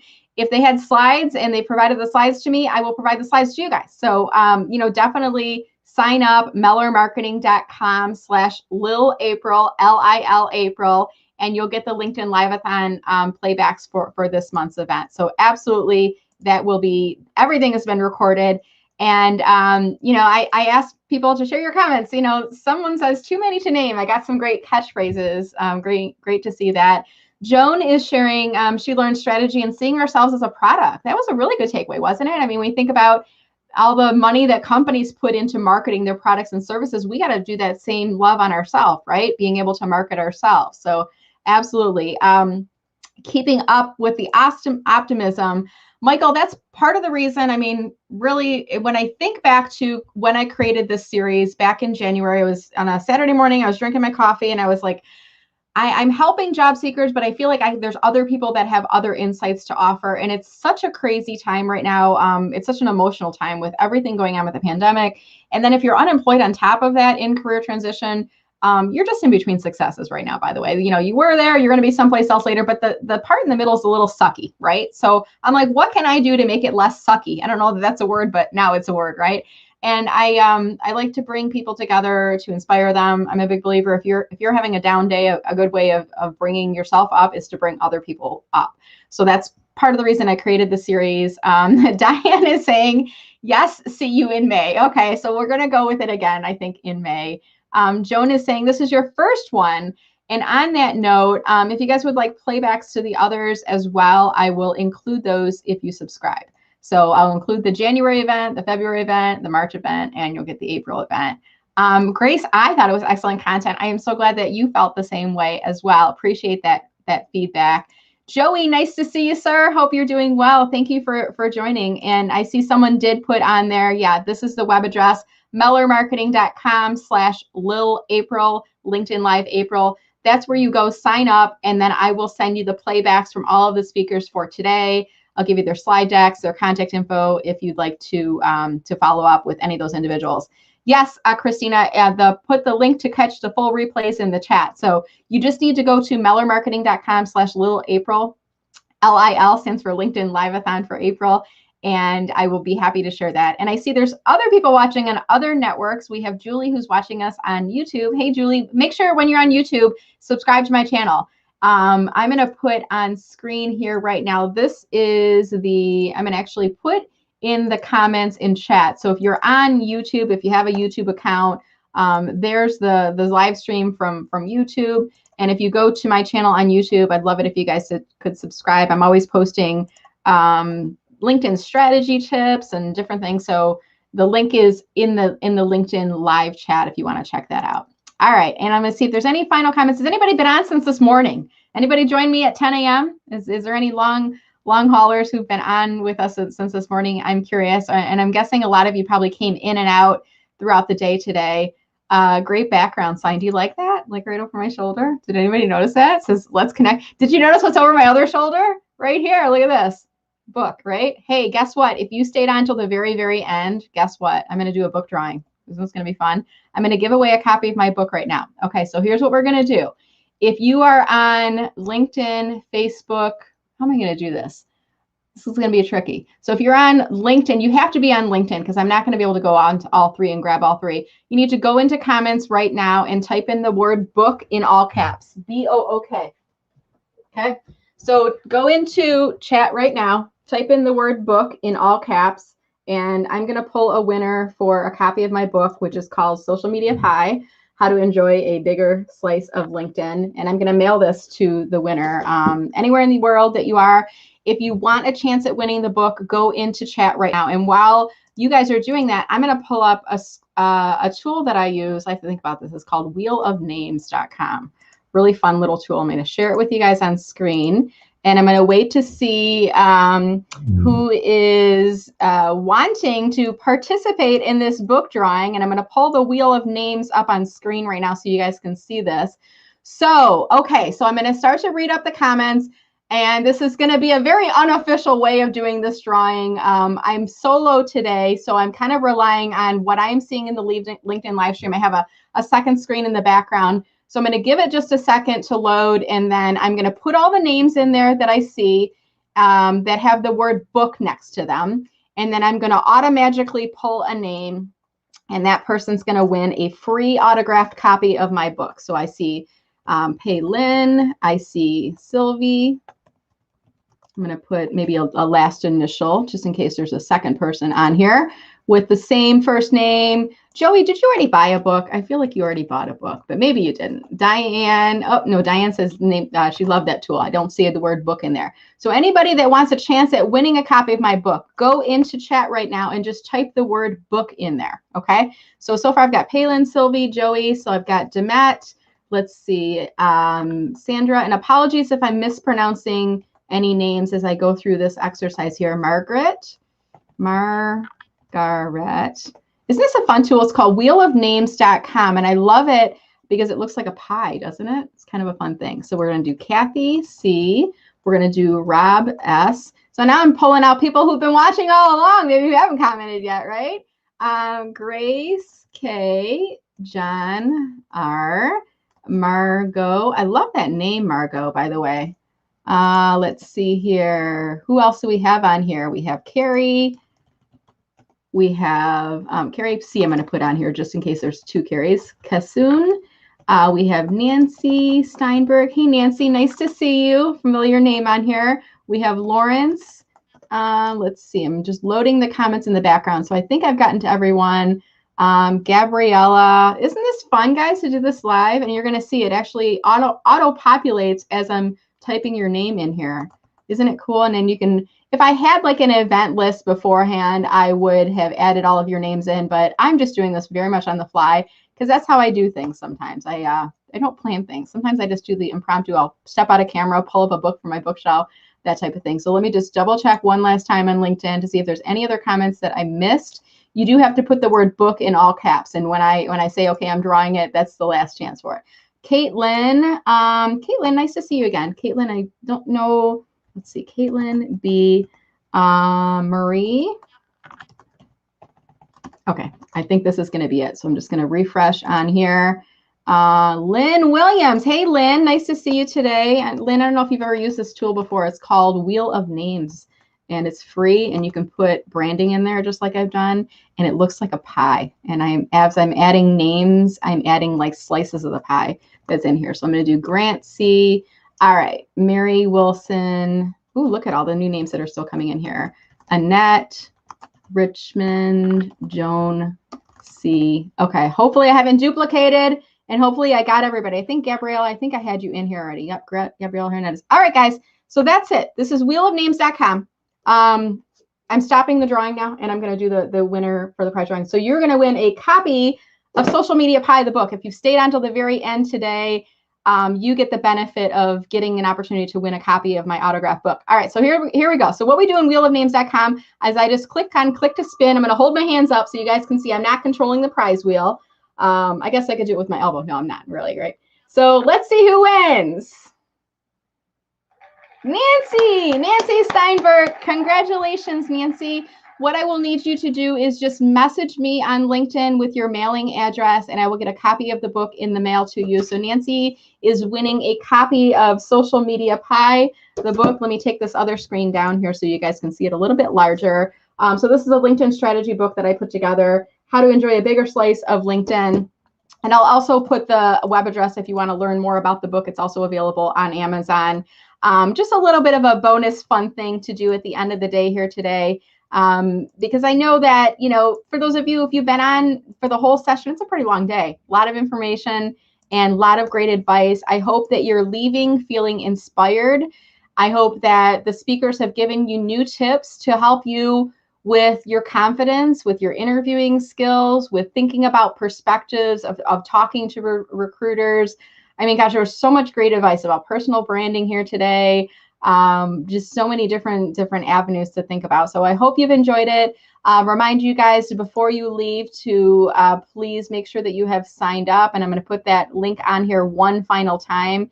Oh, actually, it's scrolling along the bottom. You guys see it? It's like scrolling along the bottom. I'm going to change the view of that just for a second and just kind of keep that static up on screen here. So if you go to mellermarketing.com/LIL-April, you'll have access to all of the playbacks, the links, things like that. It'll take me about a day or two to compile everything together. I just want to say thank you so much for joining. This is Brenda Meller with Meller Marketing. It's been a pleasure spending the day with all of you. Thank you. I just want to remember you guys to remember this is temporary. You are awesome. I actually have a little mantra. Do you guys know this? And I want you to remember all of these things. This is temporary. You are awesome. You are valuable. You will find another job. You are in control of your future, and using LinkedIn is going to help to give you power. Plus, by attending today, you are a step ahead because of the fact that you've gotten so much great career advice from everyone who's been on here, okay? So have a wonderful afternoon. Stay safe and stay healthy. And after you're done watching the video, could you do me a favor? Click and share the video with someone in your network, or maybe just share it on LinkedIn. If you haven't ever, if you haven't shared anything as a post yet, on LinkedIn this week, that counts as your post for this week. Okay. All right, guys. So that's it. I will see you again probably next week. I think I've got another guest coming on LinkedIn Live, and then I'll let you guys know about the LinkedIn Live-a-thon for May that will be coming up here again soon. All right. Thank you, guys. Have a wonderful day. I will see you all soon.